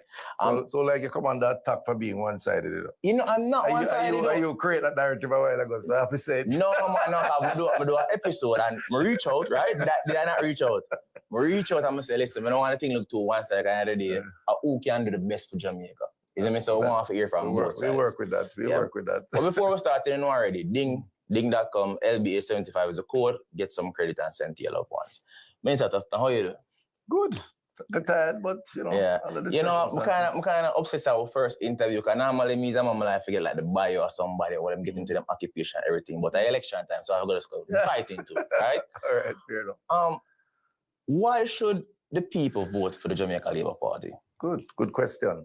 And I think it's a fair question. So you start off good. Why? Because we have a track record of performance for the people. I think one of the differences between us and the other side is that we have started our campaign not by highlighting promises to deliver, but by highlighting commitments that have been delivered on. Our first document that we put out, deliberately so, mass produced, mass distributed, 140,000 copies. We showed over 250 achievements from the people's perspective. I'm talking about rural water, 300,000 people who never have it. I'm talking about 500,000 people who never got trained, young people who have skills. I'm talking about poverty, the lowest it has been, unemployment, crime down, 30-year low. When you represent people, it must be about the people. And incumbency has to explain its legacy. And I think we have explained that legacy. And if our legacy makes you better off, or at least you see signs of being better off, then we leverage that to say, give us a chance to continue to complete the program. So that's the essence of our campaign, and it has been well received. So we ask for the trust based on what we have done over the last 9 years. Not perfect, don't get me wrong. There are many little gaps that we have to fill. That's the nature of the dynamics. We never know where to have COVID. We never know where to have, all these, hurricanes. So those things would have created disruptions along the way. But on a whole, I think we have done better than most. Okay. When it comes down to crime and murders especially, right? Like, I'm on the reason, man, I said, well, because of election year, like the government have implementing certain things for make sure the crime go down. Because I mean, it's kind of ironic, right? And I've been in power for 9 years, and this is the year when, I said, PNP is kind of closing the gap in a sense, and crime just go down. So it's like, when a bin could have put the effort, but we never put the effort until an election year. Yeah, I mean, the cynic will say that, but that's not correct. First of all, gunman don't care whether it's election time or not. As a matter of fact. But them care if police are going to kill them, because now this is one of the highest in terms of police killings. Yeah, but you know, they care if they know, let me tell you what discourages crime. If you were to take a very intelligent approach, the probability of being caught, okay? When you are engaged in a process of deviant behavior, you don't say it, but in your mind, if there is a better chance of your getting away with it than being apprehended, it discourages you from doing it. And if you're apprehended, you know there are consequences to that, whether it's jail time, or indeed, if you come with big gun is going to face you, then it discourages crime. I think what we have been able to do, which is a process, is to improve the security forces, building out the 6,000 new police officers, better police stations, more vehicles, more intelligence. And so what the deviant mind, which is as bright as the law-abiding mind, people underestimate criminals. Them bright, some of them brighter than we, them use them intelligence, right? What they do is over time, we have demonstrated a capacity to apprehend and to respond. And that to me has discouraged crime. Now, yes, there are casualties of war. And it is a war. It is a war we're in. We cannot, as Bunting said, this is not a guardian business. This is a warrior, a fight. People were fearful, and we have been able to bring that down. Now, the fact that we're getting real tangible results in this year is a good thing. There have been many obstacles along the way, including opposition, by the opposition in parliament to some of the things that we're doing. But what I'm saying, better late than never. That's true. Better late than never is a good way to look at it too. Yeah, right? but now you mentioned like people being apprehended. But then we see enough cases in Jamaica where, yes, man, them get catch, man, them around them remand, and them go to court and them bust the case when, I mean, I'm not no judge, but it's clear that they were guilty, but the justice system has so much loopholes in that people are used, and them come back a road. Whether them get convicted now and then them bust the appeal later on. Because like, for instance, there's certain, I think at my house, this also in it right now, it got burglarized, a burglary that night, I said, go, right? And them take what them take, and from report make, the police has never reached out back to us and said the man get catch. I know them get catch, but and then the police tell me, that's fine, I find out on my own. I don't know what I'm case, I don't know if who for be witness, I don't know nothing. So, and then when you look on even a charge like that, this man terrorized the whole road. Yes, I recall. So you know the guy? I live on the other stretch. I don't know the guy, but I hear about it though. I've heard about it. Yeah, and terrorized the whole stretch. Yes. And by law, I think the most him can do is 18 months. I'm not sure. Don't quote me on that. So I say, one to the other side of it, because that's one side of the police. I'm to the justice side now. We can get the laws them together. If he's caught with a firearm, he wasn't, and he's that smart. He's that smart. He no roll with knife. He's likely to get a lot more than that based on the new laws. But let me say, I think we always have to work, and the government has worked to things like digitize our court records and provide general improvement in the court system, change the laws for more stringent penalties and so on. All of that has been done. But at the end of it, we have to believe in the justice system and the capacity of our peers, whether it is at the highest level of a judge or our jury system, to determine innocent or guilt. That is a checks and balance in the system. And I agree with you, sometimes innocent people get convicted. Hopefully that is very rare. Sometimes guilty people get off too easy. But that guilty mind will eventually be apprehended one way or the other. So the point I'm making is that I wouldn't say it's a perfect system, but it's the best system we have. And what we have to do as government is to try to keep improving that process, because implicit in your argument, one hand you say we're killing people too much, and on the other hand you're saying, boy, some people get off too free. I wouldn't want to see people just uninhibited to just say, you're guilty and you become the judge, jury, and executioner. That clearly would be a Wild West kind of scenario. But I think Where we are now, when you look at the overall numbers and when you look at the justice system and the enforcement arm of government and the policies to support it, the Jamaica Labour Party has done really, really well. People are safer now. There's no as if some doubts about it. What we want them to know is to feel safer. And just think of the effects of that. More investment, more nightlife, more... Tourism. Everything would benefit. You know, when you go into the diaspora, the biggest challenge at Emirates is, boy, I'm going to feel safe when I come to Jamaica. Mm-hmm. No, if they can say things are moving in the right direction. And to me, that is an excellent platform on which to say to the Jamaican people, support us this time around, because at least we're heading in the right way and we have shown tangible results of that. The other people criticize us for it and they find all sorts of excuses. I think they're backing up the wrong tree, because I don't know how you create an excuse for crime going down and then credit some and blame others when it has to be a team approach. But that's their problem. We think that we have done a lot and we have a lot more to do. We on track to go below 1,000 murders this year? Yep. Yes. In fact, we're looking at closer to 800, which is still 800 too much. But it's a far cry from 1,600. Yeah. You understand what I'm saying? We have, based on last year's numbers, over 300 lives less loss, 3 plus 100. Oh, can you imagine the implications of that if it were the same? It's a logical position, but it's also a passionate, emotional position. Okay. Now, corruption. That's been a big thing with the PNP campaign against the Jamaica Labour Party. And even in the debates, what kind of stood out to me, in particular your debate, is when Mr. Robinson said that he's not under investigation. Can anybody on the other panel confirm that they're not under investigation? No one rebutted those claims. Yeah. That as a citizen will be like, well, I mean, this man has said him clean, are you clean? And no one said anything. Yeah. Well, you have to think of the debates as a kind of cut and thrust of discussion within time limits and so on. And there are some things that were said by Julian, who's my friend, a nice guy, that don't qualify you to be the best government though, or being government, just to be clear. But there are some things that were said by him and Peter that really are just fabrications, innuendos, rumors. It's a style of the opposition to just push things out in the air and hope that it stick and that they get some benefits from it. We have not really approached things like that. I don't know of any 11 illicit, whatever, investigation they're talking about. They seem to know something that I don't know. And I don't know on what basis they would know it, because they really ought not to have that kind of information. I'm not under investigation. So Sibonting put out a almost libelous thing, or his people asking me about investigation and the Prime Minister.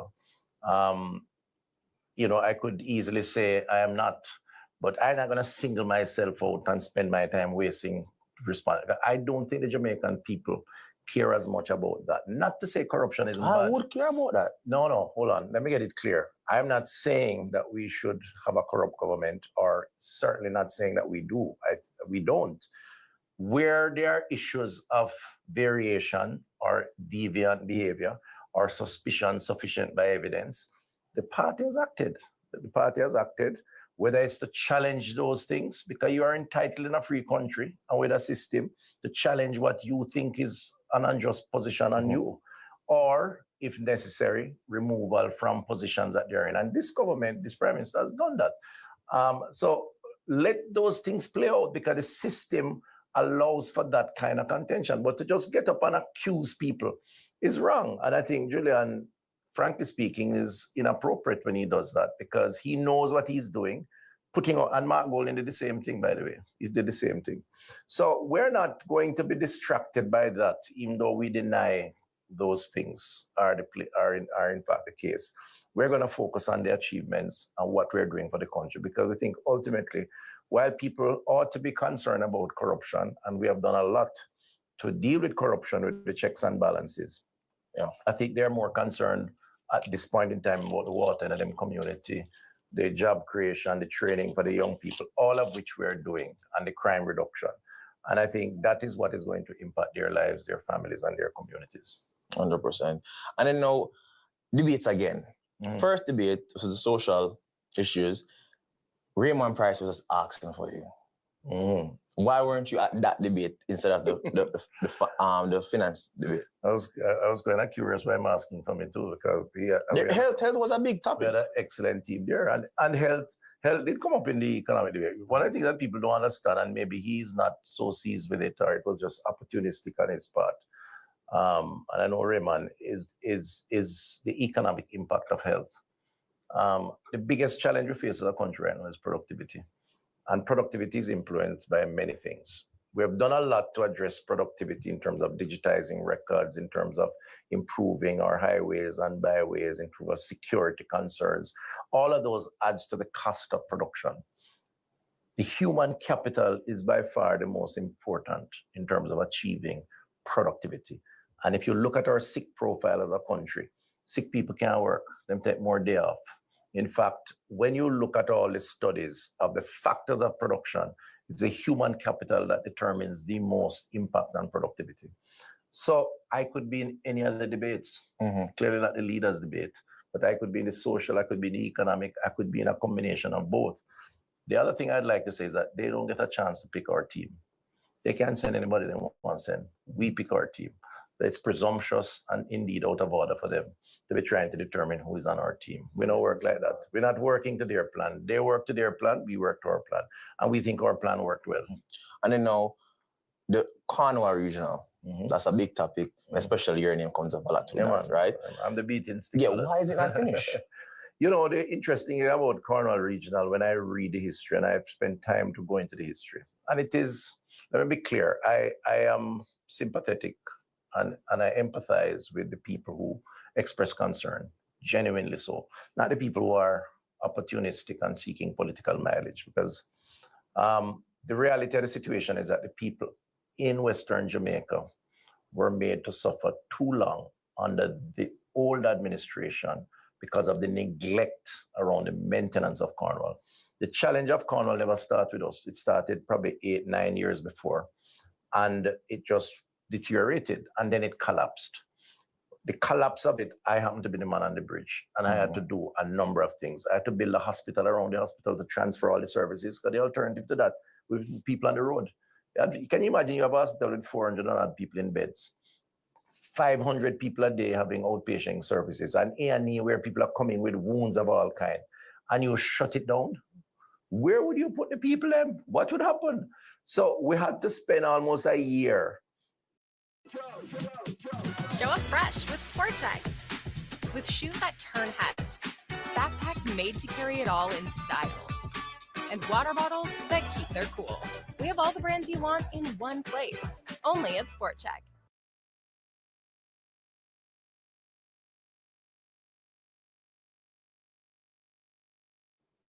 Building out a hospital service around the main building, emptying out the main building, and then what we thought was an air conditioning issue morphed into an everything issue. Realized that the place was in a coma. So the rescoping that they claim as corruption from 2 billion to 20 billion or whatever is just that. We brought in experts from overseas. They did the costing, not me. I'm not an engineer. Right? What think about that though? Yeah. If somebody had built my house, right, and them say 2 billion, and then fall back and I say, what you know about say?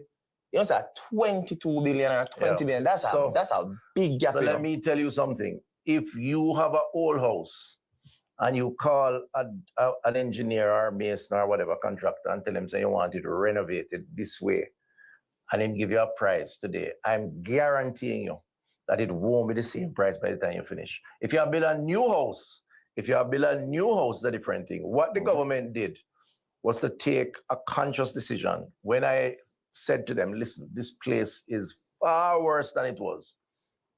It's all one of two things. Either you lick down the whole building, which would be far more expensive according to the overseas engineers, or you strip it down to bare minimum and then build it back. And that's the decision we took. That's how the rescoping price went. Now, the truth is we're still getting a lot of value for money. If you compare that hospital with one overseas, the square footage cost is about 25-30% maximum of what it would cost to build a similar hospital in America, new hospital. So we're still getting a lot of value for money. The other thing that a lot of people don't appreciate fully is the fact that we had 3 years of not doing anything with COVID.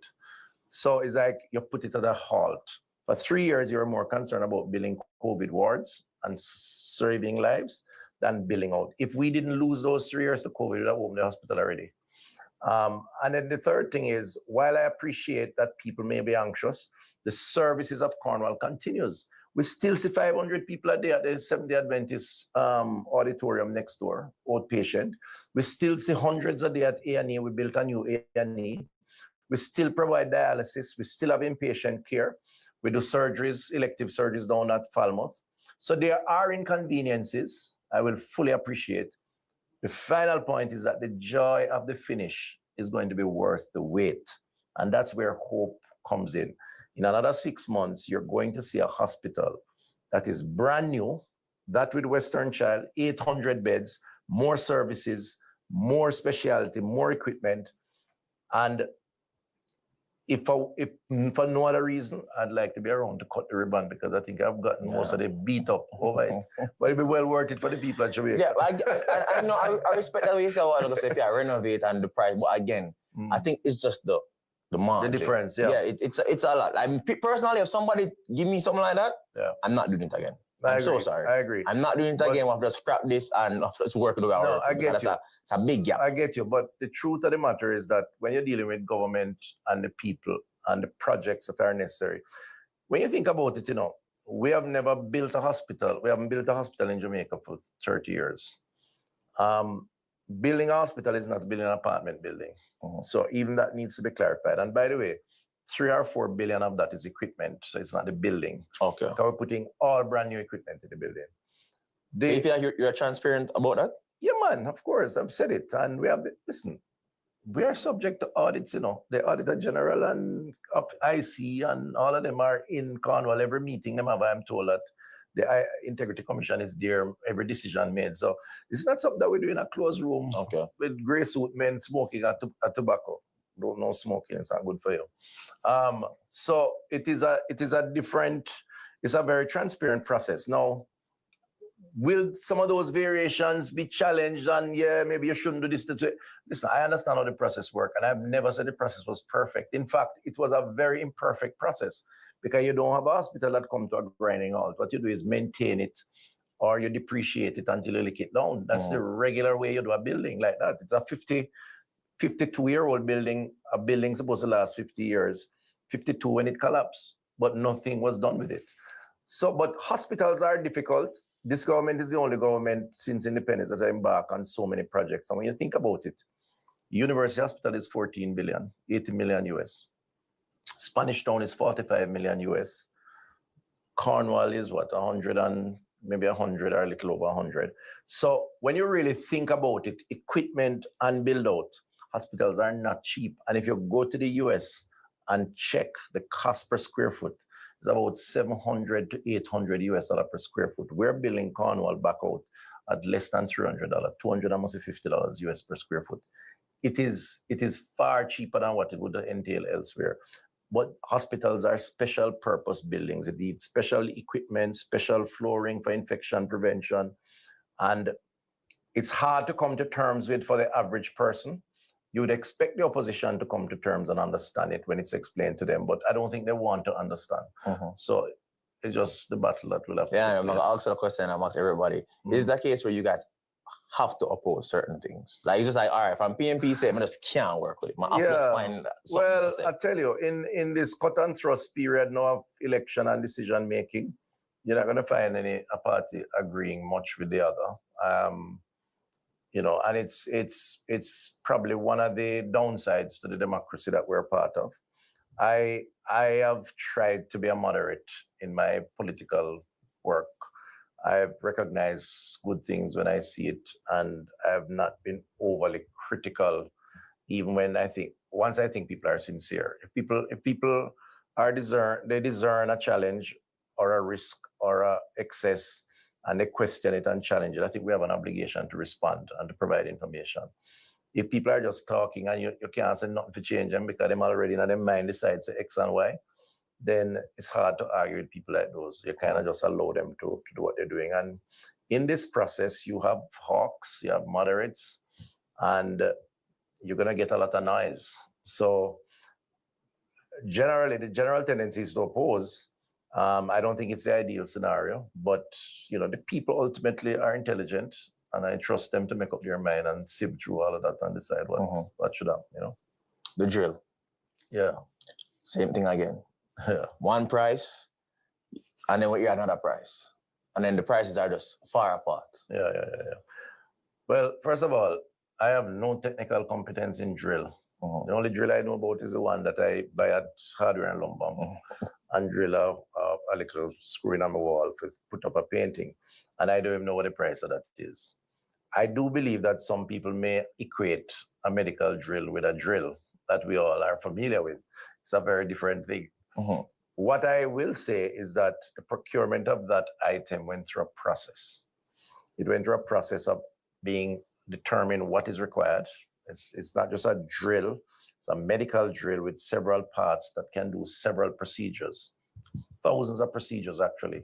Serious procedures with the spine and the brain. You don't put any drill in a man's brain, obviously, right? It has to be very precise. And the neurosurgeons who actually created the specs for it is what was advertised in the public space. And people bid on it. 3 bidders. One was totally out of whack. One was too expensive. The one in the middle one. The process went through procurement, went to PPC, was approved. All the processes were followed. Now, having done that and secured the product, there is talk that it could have been done cheaper because somebody went on the internet and decided that if them see something on the internet that say X, then that it must be cheaper. The internet have all kind of things on it. I've read things on the internet about me that is a foreign. I wonder who people talking about. Yeah. And there are drills and there are drills. Now you go to a car mart, you can buy a Mercedes Benz or you can buy a Toyota Corolla. Both may be good cars, but they're different class in different category. So it is a foolish argument and an opportunistic argument. I think Dawes in particular went to the absurdity with some of his accusations. He's a doctor, but he's not a neurosurgeon. And there's a difference. Neurosurgeons are a high level of doctor. Yeah. And they know their craft. And it is they who decided on what they needed and they who influenced how and what was procured. But there's a process. If the IC or Auditor General or anybody else feel that there's an issue with it, let them go investigate it.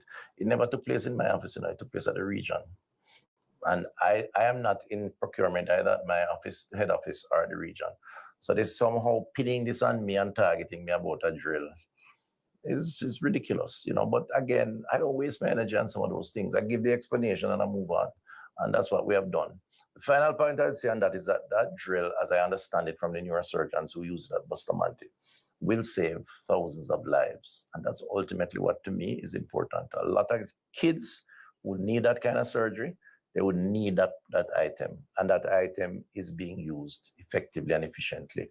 And to me, that is my last kind of satisfaction, Babies, you encourage people to have more babies. Yes. How many you have? None, not 2 dogs though. Yeah, joke, man. You want to dog them? No, it's all right. No, I have a dog, right? I have 2. Right? But look on that now. Babies, 2 things. We see the death of babies at Victoria Jubilee, and then now people, yes, unemployment is down, but people are still food insecure. Right? So how do we say let's start families, but yet still people can't provide for them families? And then how can a woman feel safe to go in labor but using Jubilee as such is a free delivery, right? And they must say, well, I don't trust if me will come out or my picnic will come out with me. If me will come out, what do you mean by that? As in like the family will leave the hospital alive. Oh, and then baby I'll leave with them. So how do we trust that we should start families? Couple of things I say about that. First of all, you talk about food insecurity. People are less food insecure now than they were in 2015. I have to say it, right? It is the season to compare and contrast. Poverty was higher in 2015 than it is today. People are more employed today. Now, you can argue about the quality of the employment. We have to start somewhere. Truth is, I get a salary every month, right? Yeah. So I think we're better off today, even though I think we still have some ways to go.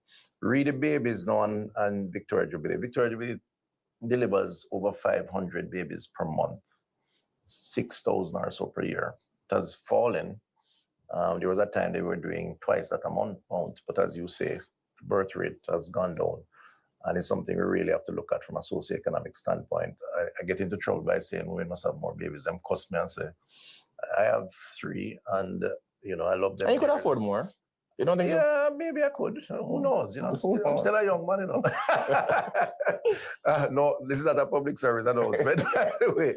But obviously, I don't mean people who can't afford it. I mean people who can. And the state has been there to give support where we can. But back to the point of Victoria Jubilee, they deliver 5 to 600 per month. 99.9% of them are well delivered.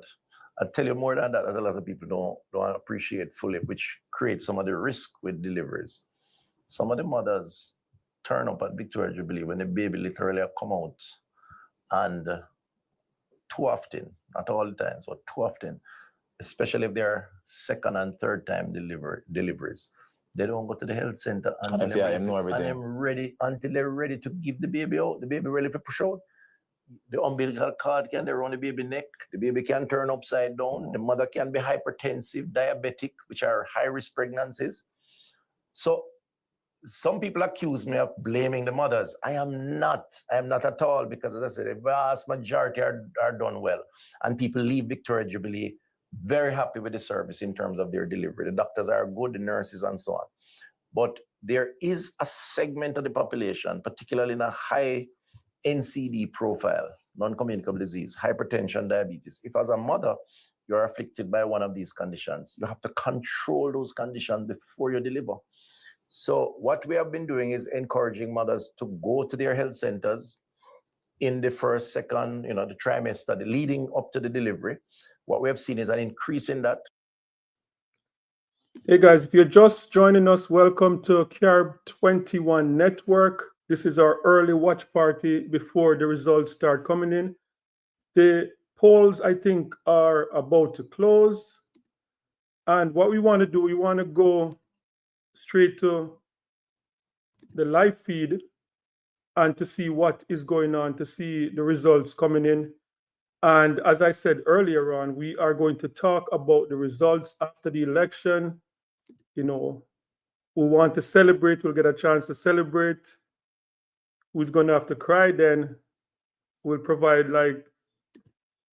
things for them to cry, So, but yes, so the election, the poll, I think they're about to close, and we want to go to the live feed from TVJ, and after the result comes in, which I hope, normally the result comes in before 12 o'clock, so we can have open the phone lines, the WhatsApp number is there, and we can talk about, the whole process. But what is interesting about this election, which this is historic, I know every election cycle people tend to say historic election, but this one is different, and social media is playing a big part in this election. And listening to the social media experts today, they were saying that the People's National Party,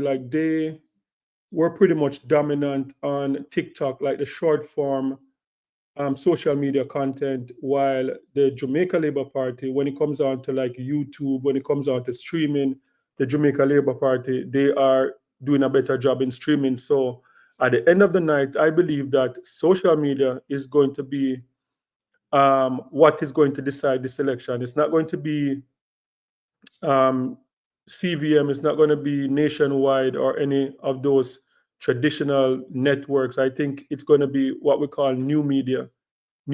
So the Fix podcast, J-Frey, and all of those online space, new media space that we saw all the politicians went to do their interviews. So after the numbers come in tonight, then we can discuss the election, and you guys can feel free to put your, who you think is going to win in the comment section. And from the jump, I've been saying that I believe that the Jamaica Labour Party is going to win this election. A lot of people accuse me of being a Labourite and they pay me off or whatever.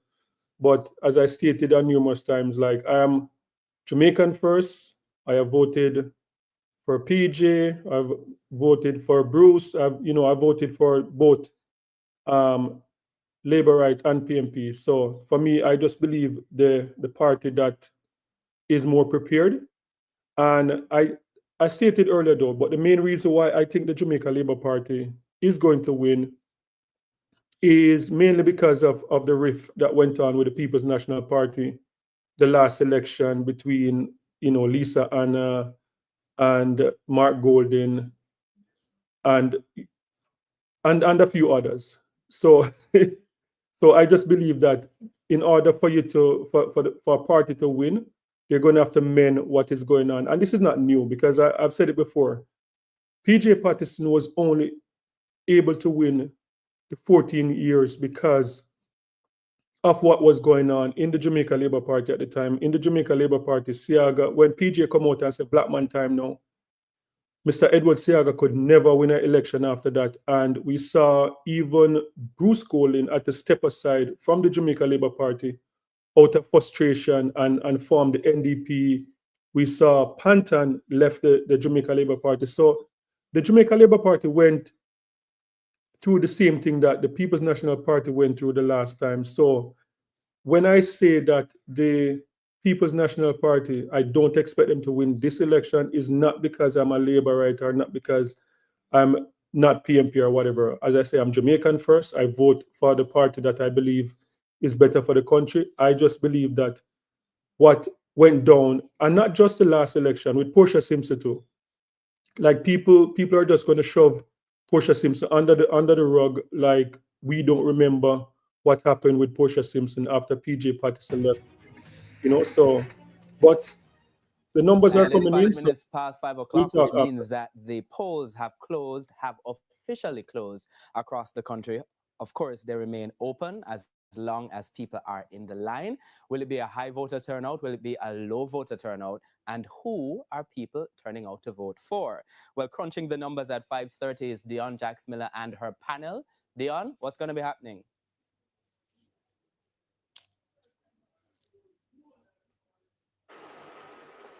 The polling stations are closing. The counting will be starting soon, and everybody is excited. Who is going to win this general election? I know you're excited as well. You want to know what we have in store for you with our big results show. Well, behind me, you can see our smart board. Wait and see what we're going to do with that.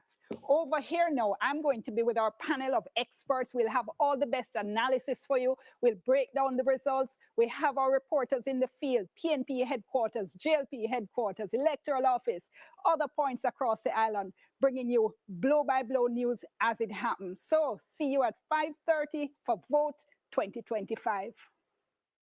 Thank you, Dion. Now, we heard earlier from the Jamaica Labour Party.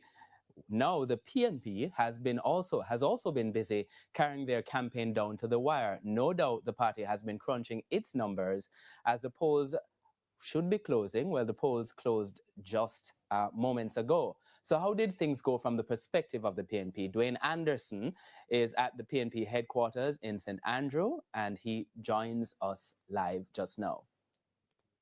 I'm sorry, we had just had a little bit of a technical difficulty with Dwayne Anderson there. We are going to be joining Dwayne Anderson, who is at the PNP headquarters, in a moment. But for the moment, let's head to Southern St. James, where our reporter, Prince Moore, has been monitoring developments. So we're in the St. James Southern constituency, where it is expected to be a fierce battle between the incumbent Homer Davis and first time of the People's National Party, Nikisha Burchell, as well as Leon Cunningham from the Jamaica Progressive Party. I'm pleased to see a lot of orange-clad people coming out, which is a good sign for us here in South St. James. The boxes seem to be performing to plan. We visited a few polling divisions here. We visited the Springfield Baptist Church, where not much people were in line early this morning. And from all indication, voting was slow there. We also visited the Vaughnsfield Primary and Infant School, where things were a bit different, where we saw steady voting there. And something of note there, we saw mostly the elderly and the persons with disabilities waiting to cast their ballots. This seat is a seat to watch because predominantly Party. Over the years, this seat has been a People's National Party seat. As a matter of fact, former Member of Parliament Derek Kelly retained this seat from 1989, and he held it until 2016. Of note, though, in 2016, he won that seat by a mere 53 votes, and that was after a magisterial recount. Now, it's between Homer Davis, as I mentioned, and Nikisha Burchell, and all eyes are on this seat. And we head back now to the PNP headquarters where Dwayne Anderson is monitoring what's happening on the ground. Dwayne, what's happening? Thank you. So I'm at 89 Old Oak Road here in St. Andrew. It is the address for the People's National Party. Now, this particular address has not been the seat, the location of a ruling party since 2011, when the People's National Party last won government and took state control. Of course, that term ended in 2016. But as far as these members here who gathered, these supporters who gathered, they're concerned. As far as they're concerned, this is their time. This is their moment. They've been using the last 9 years to try to wrest back power from the Jamaican Labour Party, and they're confident that they're going to secure victory this evening. But let me just give the time to tell people in TV land about what really happens inside the operations center of a political party on election day. Now, behind me, where me and my cameraman were standing, there's a room no bigger than a bedroom in any house there at your home. Inside that particular room, there are about 40 computers, and manning those 40 computers are about 50 persons. And these persons, they are typing away on their keyboards, they're making calls on their phones, and they're just moving like little robots, obviously trying to get information. How are we looking in this particular seat? What are we doing in that particular seat? How are people voting? And they're just trying to get information. And as soon as they get information, they try to pass it and filter it out to their supporters and members who have gathered here to let them have some sort of confidence that, listen, we're doing well in this particular one. We're not doing so badly in this particular one. But I must tell you that just before you joined me also, the crispest of breeze really blew across these premises. And some wonder if it is an omen of that wind of change is coming through here, or perhaps it could be whispers of more disappointment. We'll be here for about 5 or 6 hours tonight, and we'll get those answers. I must, before I go, throw back to you that a stage has been set up right behind me. Will it be used for a concession speech, or will it be used for a victory speech? Later, we'll find out. It's back to you in studio. And of course, they're getting those calls and making those calls rather to those indoor and outdoor agents that you would have seen representing the two political parties as throughout the day across the country. We're going to be going to a break. Back with you with more news after these messages.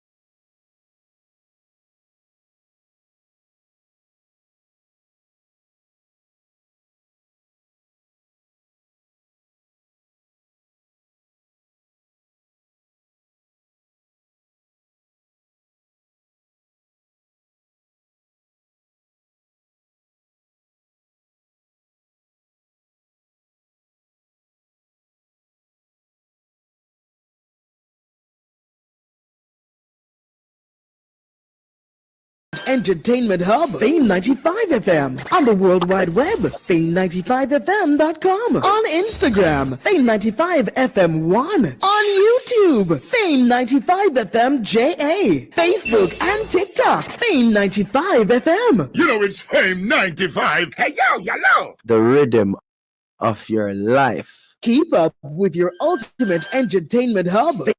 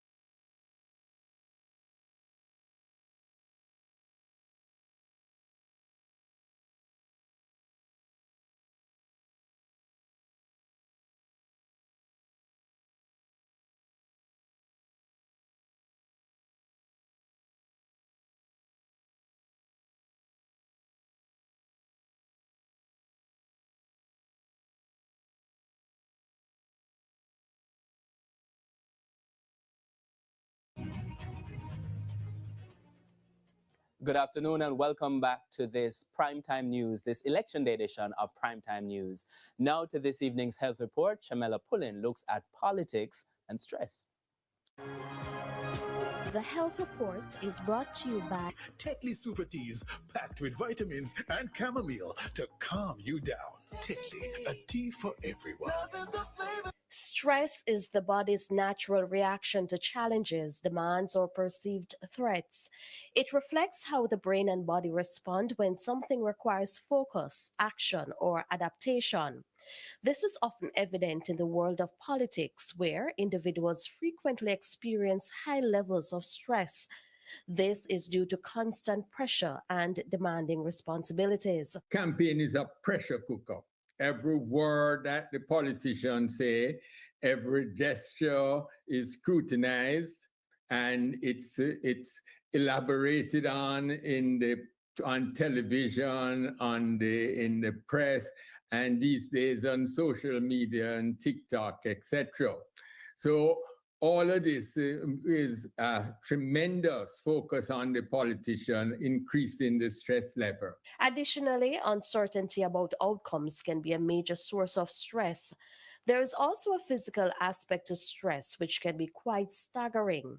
The travel is endless and they rarely have a moment to themselves. The result is that the stress hormones of the politician become very high, and therefore you have their blood pressure increasing, and there is a constant battle with fatigue and sleep deprivation.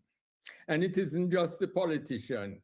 The whole campaign affects their families too. Win, lose, or draw, politicians must find effective ways to manage their stresses. Failing to do so can lead to serious health issues such as hypertension and heart disease. It's about public service. So you should recharge your batteries, take time to rest, take time to reconnect with your family, take time to thank all the people that's been around you during the campaign, and then you can repurpose yourself as to how you are going to continue to renew yourself and to go back to public service. But it's always painful. Always prioritize your taking care of yourselves, the support from your families. Politicians are also reminded to take care of their mental health, exercise, eat healthy, and get help from others. With your health report, I'm Shamela Pullen, wishing you good health.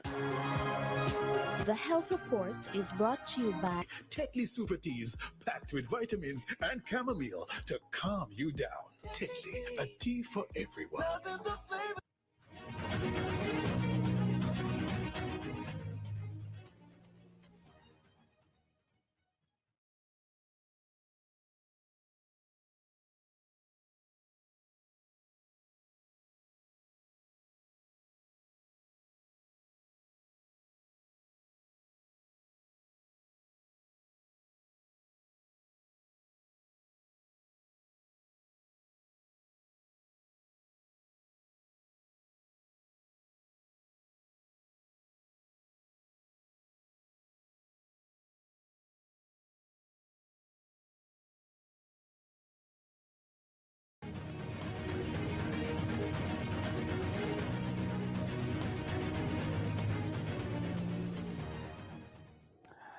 Good afternoon and welcome back to this Election Day edition of Primetime News. It's time now for business news. The JSE index declined by 989 points, while the junior market index declined by 3 points. The winners were led by cargo handlers, R.A. Williams Distributors, Berger Paints, Jamaica, Paramount Trading, and Iron Rock Insurance Company. The losers included JFP Limited, Caribbean Cream, AMG Packaging and Paper Company, A.S. Bryden & Sons Holdings, and Palace Amusement, 18 stocks traded firm. To foreign exchange trading now, which ended with banks and cambios selling the US dollar for an average $161.17. The Canadian dollar is being sold for $118.70. The pound is going for $217.10, while the euro is selling for an average $192.50. 56 cents. We take another break now. When we come back, we'll have sports.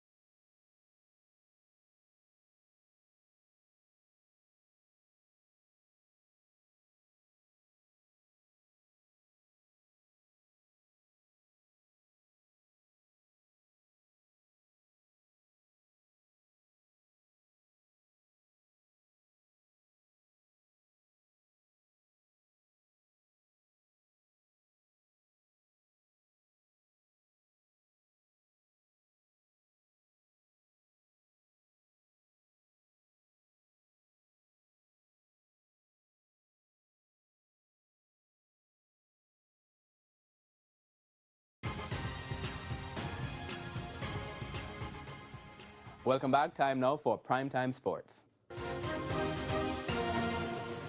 Coming up in Primetime Sports Wednesday, 2019 medalist aiming for a podium finish at the upcoming World Championships, and the Reggae Boys depart for World Cup qualifier against Bermuda.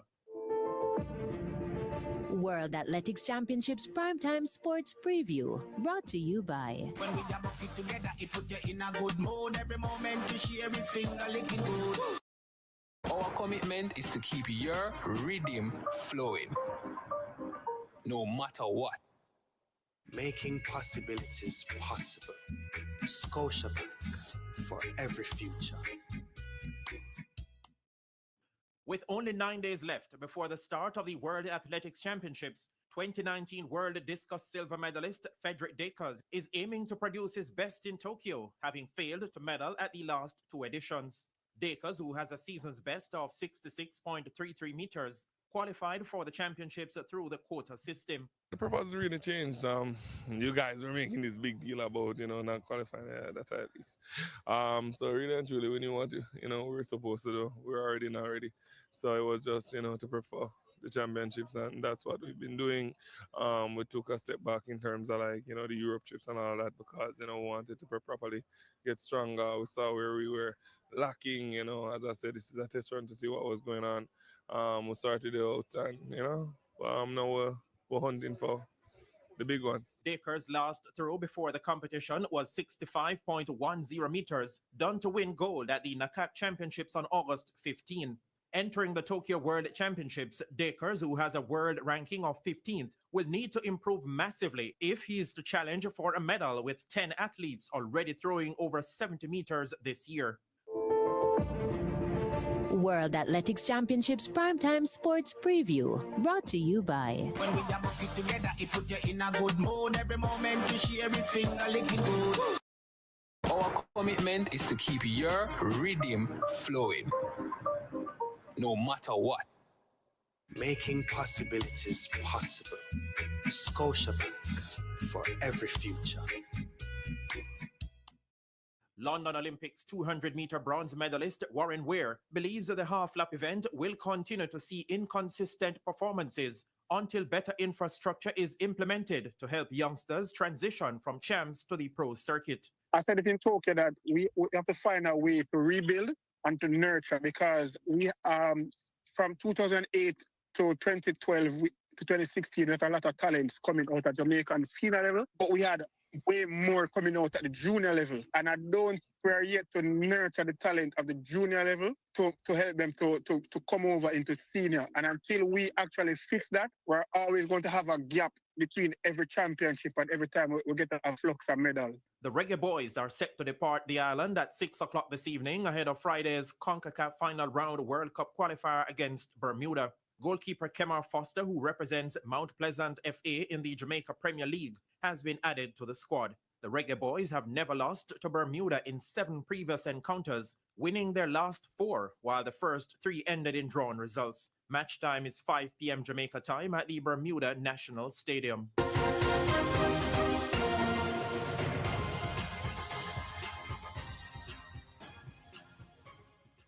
And stay with us. E-Prime is after the break.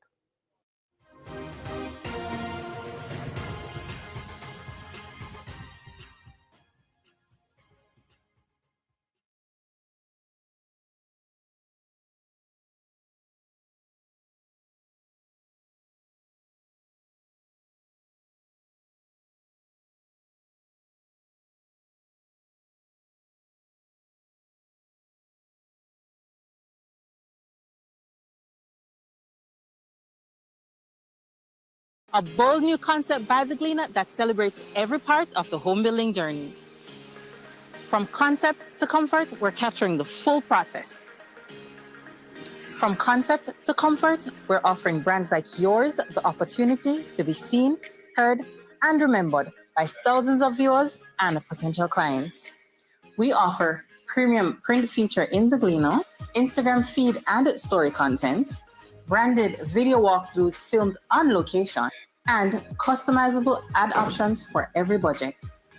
If your brand is involved in the construction, furnishing, or finishing of a home, this is your space.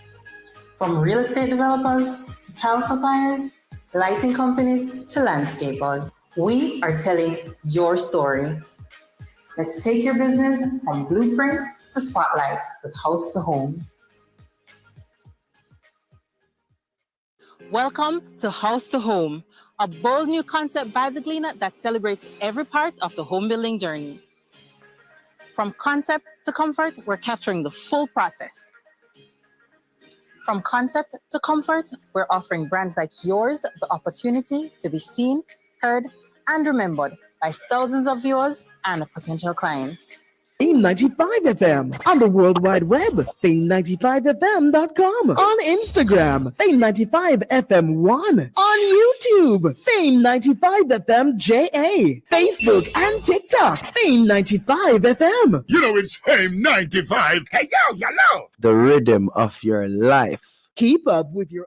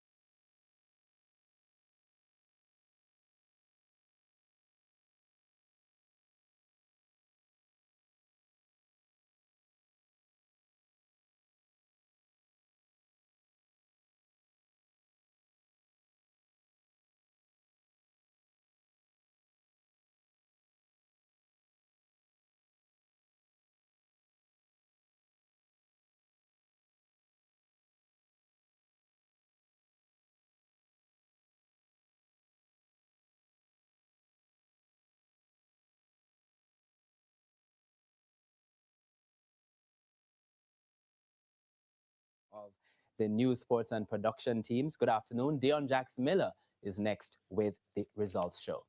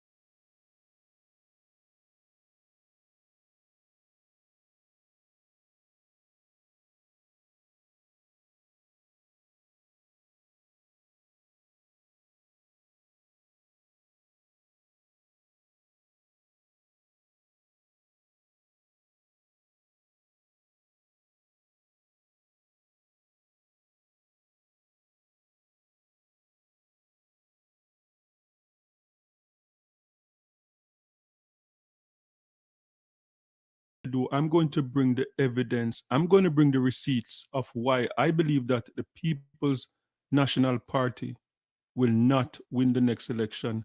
And also the reason why Lisa Anna is no longer in the party.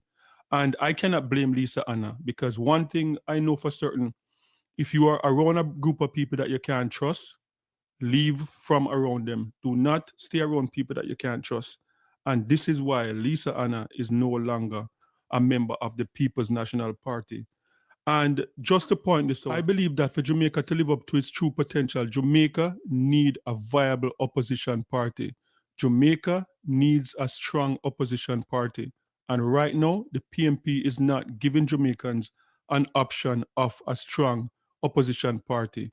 So I'm going to play this voice note that was released over 4 years ago Some people might have heard it, some might not have heard it, but this is the reason why I believe that the People's National Party is not ready to run Jamaica. And please listen to the voice note from start to finish, and you will understand exactly what I'm talking about. Connie, here's a little mysterious boy. Damien, why you putting me in this bind? because my sister the party look like it's gonna get left behind, so I have to try this. But Damien, Jesus Christ, you put me in a bed now. Because it's coming like and I forgot to make one big move. Mark can't beat Lisa based on where the opinion of the country is and the party. Them think they want a young person who have some popularity. And you're ready. We're not ready. We're not ready because of 5-year time I may have some things to improve. But my maximum 50 times further than Lisa maximum. So what you thinking of? So you have to tell me, because I'm up on the ground for Mark already. All right. Well, let me just look on where the party means. 140,000 PMP never come up.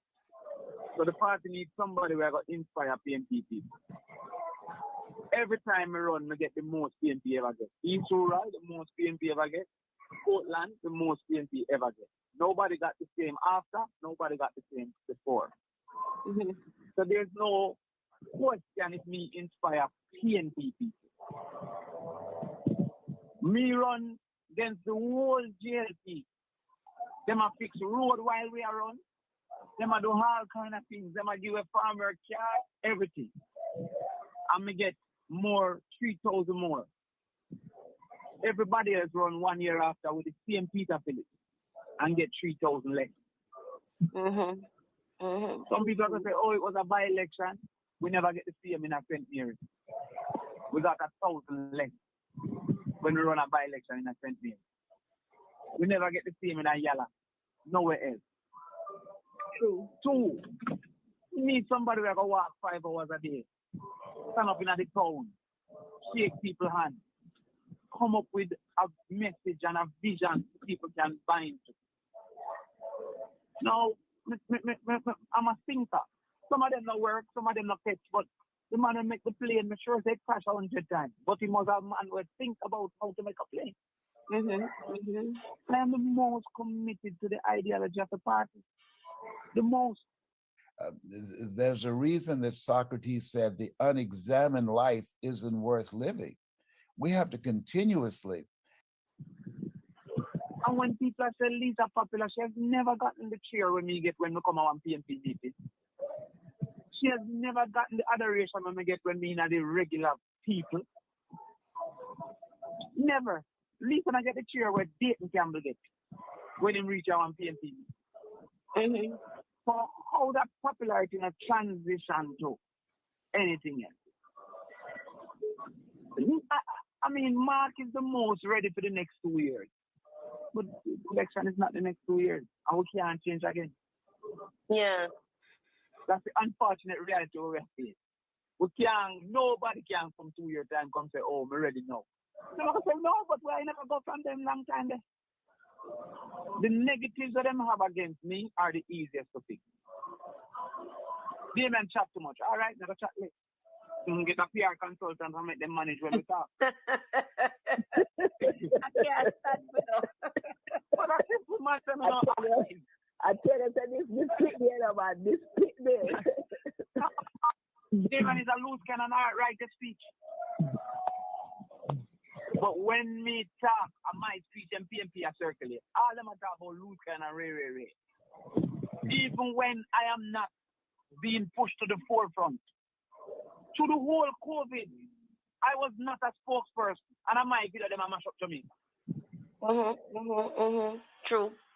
I have never been positioned by the PMP. Always the people in my fair ball to me, and I say, want to game, man. So if you have an athlete who are trained every day, at least have 100 camera behind her. Me walk without no camera. Anything when we get our people take. And she are trained every day and she barely edge me out. Then when we start to train, what happens? One of the things though, Damien, I'm kind of concerned at the place that the party is now, we're almost flat out. And with the local coming and all of these things, we're almost anticipating another beating between Yeah, the I get me. race. I get me. Are you prepared physically, mentally now to be drawn through these things with them say, boy, you come and then you still can't win and you have to go because of the same recurring decimal we're going to face again, you know? Yeah, but let me say this. One, anybody will go have a lose because of it. It's just where we are. You understand? When we gave them 14 love, is when we give them 40 to 11. Yes. Right? So, you have to go and you have to say to yourself, all right, I thought that you should just make Philip the next Louisiana, but people never agree. You have to go out there and defend too. You say, all right, Westmoreland people might be angry enough, and we'll go over St. Catherine and see if Portmore can come through. So you go and you defend. People go, for the next 3 years, any leader going to take clean custody, you know. Yes, that's true. In fact, I'm not sure if we elect Jesus, I could have John the Baptist elect right now, you know. Because by the time you done come through the fire, you know, see no promised land. But we cannot believe at the party. May I tell you the truth? Have you My sat down first with thing was to wait 2 years and then... Have you sat with Mark to see if we can work no, a plan together? Me and Mark are going to meet. But you see, sometimes, all right, you have a race at Sam, so them call them medley relay. One man on a 400, one man on 200, and then the next man on a 800. You see, if you put the 400 man from the 800, they definitely not going to make it enough. Mark is a very good 400 meter runner, very capable, etc. But the people are of the opinion, so we need a Andrew. That is his only negative. Come here, 40 now, you know. Me don't allow Mark at 48, I'm still ready. But Mark, nah, I'm going to beat Lisa based on what the opinions are. The people opinion is that we need somebody who can go up against school. That's their opinion. And the internal numbers don't show that him can beat Lisa. The delegate numbers, because the popular opinion is the national. The delegate numbers. Lisa run delegate already on your mouth, I know. I'm not if she coming up. Probably shot him. No, that's you understand. So that means Mark should be able to beat Lisa. The problem is that all I want PNP, I say, yo, we're not going with Mark. You understand? Because of that animosity in their mind. So Mark, unfortunately, inherits bunting. Your construction tech shouldn't be at a museum. Step into the future with a modern construction platform. Kahua is a PMIS enemy. You understand?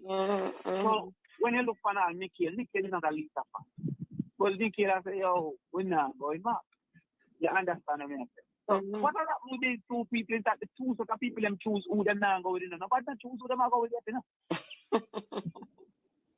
It's who them not go with. But Lisa not more popular than me in the country. God alone can tell me that. Come and see every day, I walk with her. The people don't think they can beat. So they go to them and say to them, I'm not going to talk about it because, you see, that's what I mash at the party. We can leak out the party pool to satisfy me too. They ask the people, who do you think is the number one contender for leadership? That's not a reasonable question. It's who you want. Who you want to be the leader, not who is the number one contender. If she take the whole election and market herself and promote herself, and make her picture bigger than everybody's picture. Yes, and keep ourselves in the media every day. And keep ourselves in the media every day. And cut out the part where she talk and circulate it. Yeah, man. But when them say who have a PMP need, she was 15 and I was 13. Okay, that's why I tell you, so sometimes the reports are very tailored. Because of them organize it with them little strategy. And the fact that will come out soon. Because I put it out, but we never think it right to leak out a PNP poll. Yeah, because that's not your culture. It's only them all of a sudden every week. I don't mind think that. We take a look at snapshot and say to two of my friends them and say, yo, we in it. But we never think to call media and say, yo, Crawford is what PNP needs. We never think that was right. Yeah. But the world changed from me, and what is wrong is now right. That's what happened in the world. So, boy, Damien, you send me back. You send me in bed. You send me to think. Mark can't be Lisa. If it comes down to it, you know, me I go to Mark and Lisa. Because I am seeing Lisa. At least me and Mark agree on 3 things out of 10. That's why I'm not go with Bunty. Because me and Bunty agree on 0 things out of 100. But me and Mark agree on more things than me and Bunty. But the people now go to our next Peter Phillips. They're not going to try that time. That's the benefit of me have. You see, if I did Portia lose, they would have want a Mark. Yeah. But if you choose a Peter lose, they want a Portia. Yes, yeah. I saw people see it. You understand? I can put the big tall boy to go run. He lose. Give me a short one, yeah? Yeah. Do what you do, Damien, and whatever you're doing, do it early. Because no, I want to come out Thursday, no, but you know, want to come out without finding a route to victory. It's the same thing. I never thought it was right to be calling people just when we lose. As some man, I figure out how they are going to survive, where they are get that income. Come if a call doing bars, they never expect to lose and say, yeah, come with me. When the man I try to figure out how mortgage I go kind of done putting pot on the fire with him empty salary. I never thought it was right. But some people start call from the 6th of September. And then go meet up with PJ them and say, make the election be quick because them have advantage of long time campaigning. Yeah. It's rough. PJ them and collude with them, you know. Yeah, man. See, I'm just come on and tell we foolishness. But listen, me willing to lose, you know, but I'm not willing to give her the party here. She win it, you know. So I'm not, they should not be able to say, if we do run, them would have give it. But I mean, make it mash up. And them have to make it mash up. Lisa can't keep her friend, you know. Yeah. She ran a counselor against PR counselor. Boy, we're in a bind because, as I said to Pat, Damien coming to the race now, it's going to split. The vote Damien loyalists are, and it's going to be a rough one. Would I rather see our Mark team up and come up with a plan as how to take the party through these stages. But if you're going, it is going to be serious consideration after go make. Here's the problem with the team. I would have to go put my career again, like I'm going to put it on the line to Philip. Just go out there, go out there to Mark, and fight him like a me run. I'm going to fight him like a me run. Why not run? Hello everyone, this is Agape Anakin. If you're a parent like us out there, this is for you. Have you been searching for something that you could?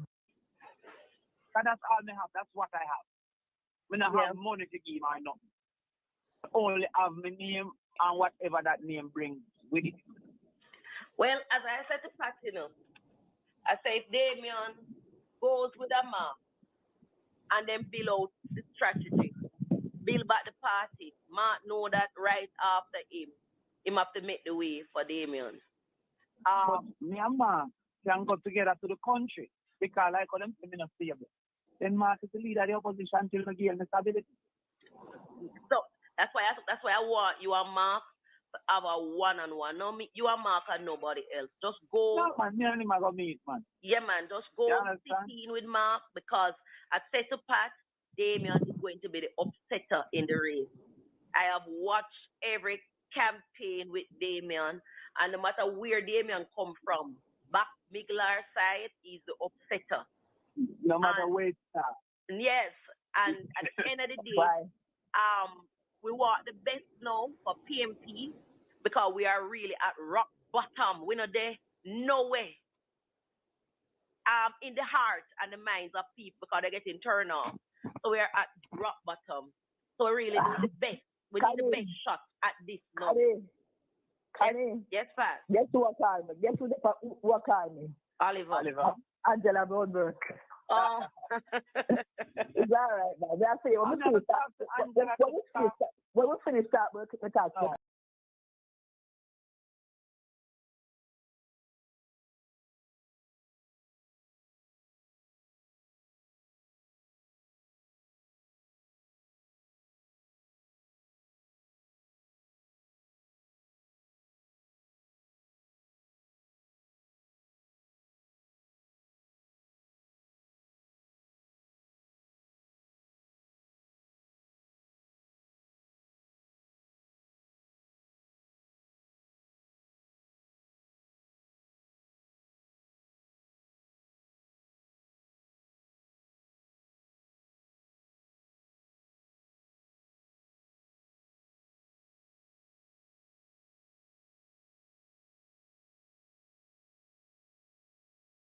Companies to landscapers, we are telling your story. Let's take your business from blueprint to spotlight with House to Home. When you think about Jamaica, you think about music, sports, food, entertainment, culture without borders, all in one spot media with multiple channels that give you entertainment, podcasts, news and sports, dramas, comedy, pay-per-view, and video on demand. From as little as $3.99, you can enjoy the best that Jamaica has to offer from anywhere in the world. So what are you waiting for? Download the app and make the connection. One Spot Media, your Jamaican app on the go. Keep up with your ultimate entertainment hub, Fame 95 FM, on the World Wide Web, fame95fm.com, on Instagram, Fame 95 FM 1, on YouTube, Fame 95 FM JA, Facebook and TikTok, Fame 95 FM. You know it's Fame 95. Hey, yo, yellow. The rhythm of your life. Welcome to House to Home, a bold new concept by the Gleaner that celebrates every part of the home building journey. From concept to comfort, we're capturing the full process. From concept to comfort, we're offering brands like yours the opportunity to be seen, heard, and remembered by thousands of viewers and potential clients. We offer premium print feature in the Gleaner, Instagram feed and story content, branded video walkthroughs filmed on location, and customizable ad options for every budget. If your brand is involved in the construction, furnishing, or finishing of a home, this is your space. From real estate developers to tile suppliers, lighting companies to landscapers, we are telling your story. Let's take your business from blueprint to spotlight with House to Home.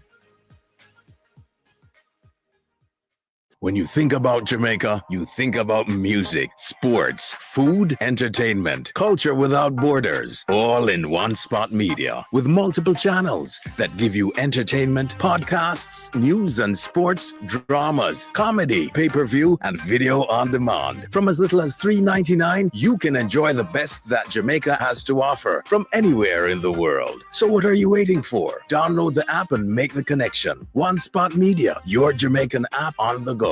Keep up with your ultimate entertainment hub, Fame 95 FM, on the World Wide Web, fame95fm.com, on Instagram, Fame 95 FM 1, on YouTube, Fame 95 FM JA, Facebook and TikTok, Fame 95 FM. You know it's Fame 95. Hey, yo, yellow. The rhythm of your life.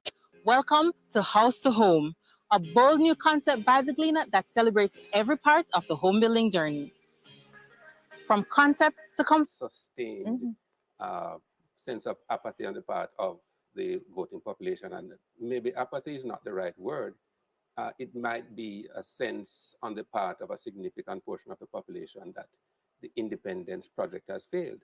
So if you go back to 1962 and the enthusiasm that was engendered from 1962 all the way up to the high water mark of 1980, you might say there was a particular incentive for that high turnout in 1980 when I think it was 86 point something percent. But even in 1976, it was 85 percent or thereabouts. And then we went into this period of decline. And to a certain extent, I don't want to make it a one-for-one causation factor here, but when you began to have disunity in one political party and disunity in another political party, I think there has been a sort of sense of a pox on both houses. Well, hold that thought. Let me bring in the two of the people who were supposed to be helping to drum up enthusiasm in the process. And Ron, let me ask you first, because again, the sense had been that all of you, both sides, were so energized and so into it that we would see the turnout. Are you surprised to hear these initial numbers? Yes, because I believe that I was looking around low 44 up to 50, 52 thereabout voter turnout. So to hear 30.4 at 3 p.m. was shocking. It was even shocking early in the morning. At one point, I heard 14% early in the morning. So I think we have to do some research into what could cause this at this time, and it's the duty of the political parties to do that. Young Jamaica, we have been trying to engage our young people right across the country on the importance to vote, and I think that is something that we need. That's a discussion that we may need to have across the country with all Jamaicans. The importance, why it is important to vote. I think, though, that our members of parliament and candidates have a role to play as well.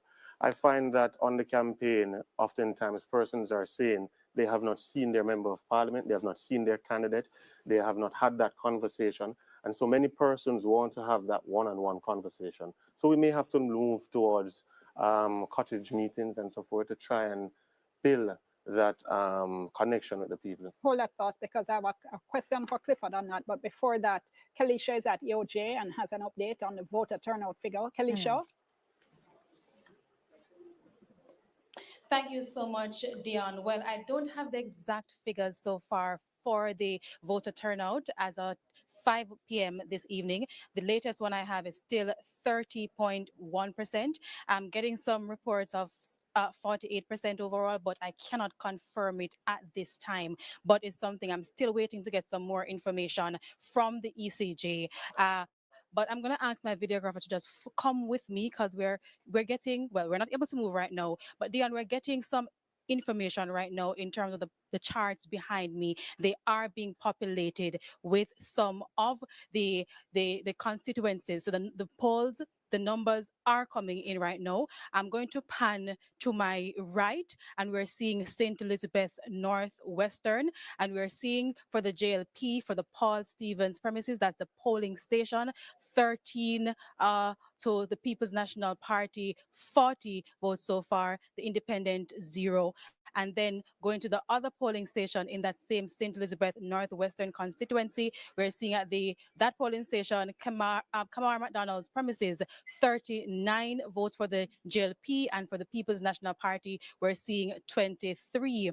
Now, still in that constituency, going to another polling station, the Elvis Watts premises, we're seeing for the JLP 36 votes, to the People's National Party 10 votes. I'm not sure if we can pan down a little further to my right again. We're seeing some candidates in Central Clarendon. That's the JLP's Delroy Williams. We see we're so far, still early days, Dion, just one of 112 boxes counted so far, but we're seeing where the Jamaica Labour Party's Delroy Williams is in the lead, 53 votes, that's 61%, and we're seeing Carla Watts, 34 votes, that's 39%, and 0 votes so far for the JPP candidate in Clarendon Central. So I'm still monitoring what's happening, Dion, still checking on that number in terms of the final voter turnout for this evening, and I'll have some more updates for you as soon as possible.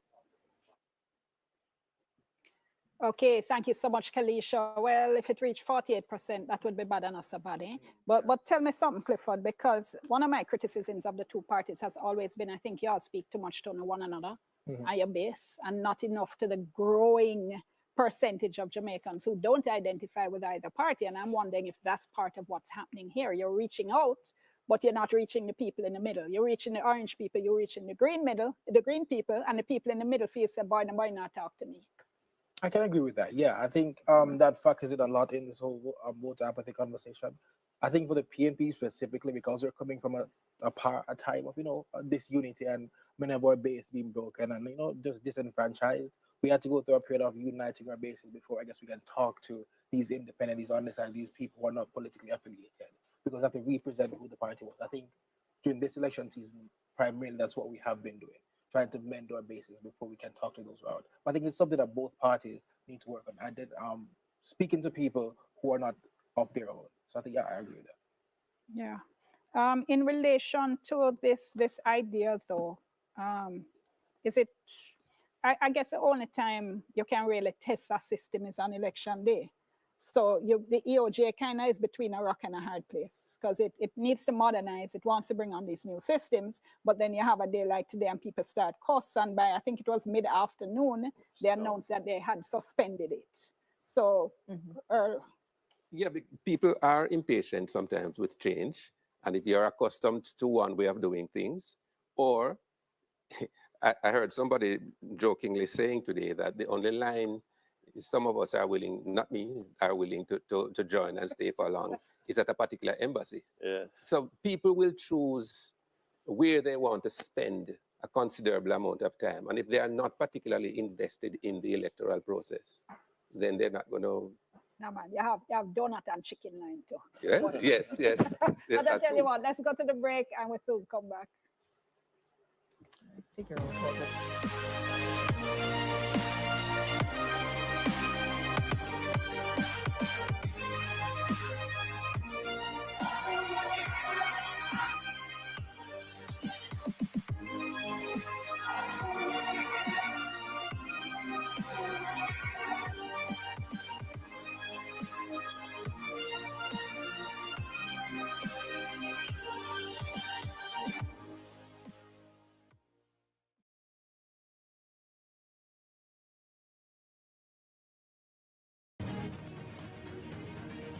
Welcome to House to Home, a bold new concept by the Gleaner that celebrates every part of the home building journey.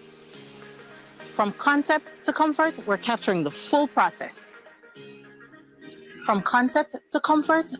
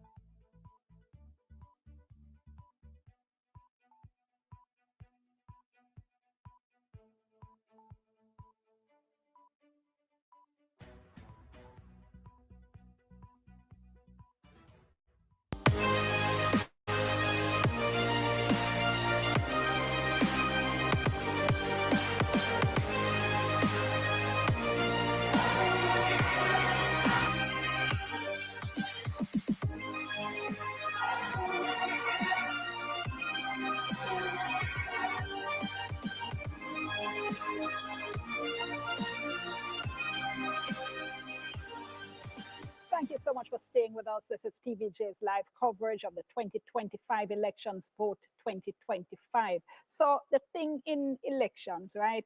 You have some seats you put in the PNP column. You have some seats you put in the JLP column. And everything in between now, those are the seats that decide the election. And they have various names. Let's call them marginal seats. And we're going to be looking at some of them. I'm going to start off with East Portland. And it's almost funny to hear East Portland being called a marginal seat, because for so many years it was seen as a safe seat for the PNP. Emily, you want to start us off on that in terms of East Portland and what we've been seeing? Anne-Marie Vaz seeming to have been cementing her position there, but we see Isaac Buchanan of the PNP seemingly making a very strong push to try to unseat her. Very crucial seat. Before I come to that specific thing, I sort of look at this election a little differently than we did in previous elections because of the anomaly of 2020.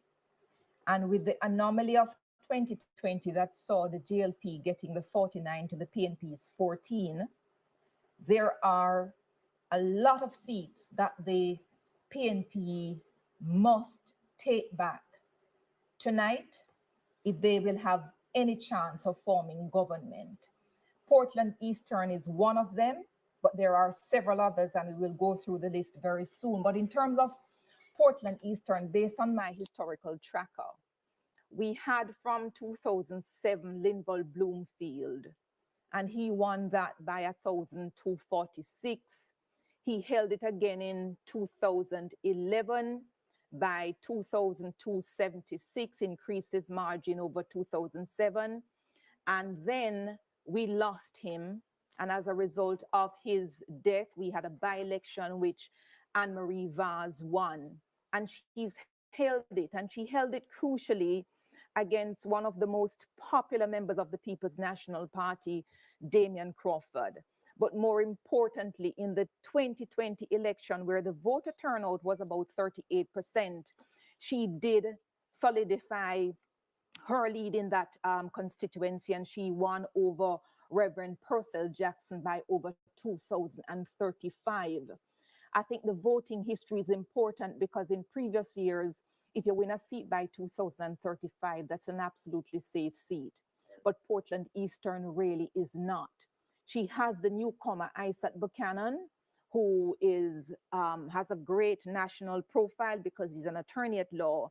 But I understand that she is a really hard worker, and we will watch and see how the symbiotic relationship between West Portland, where Daryl Vaz, her husband, is at, how that assists her based on also the work that she has been doing in Portland Eastern for the turnout for this evening. So that's Portland Eastern at the moment.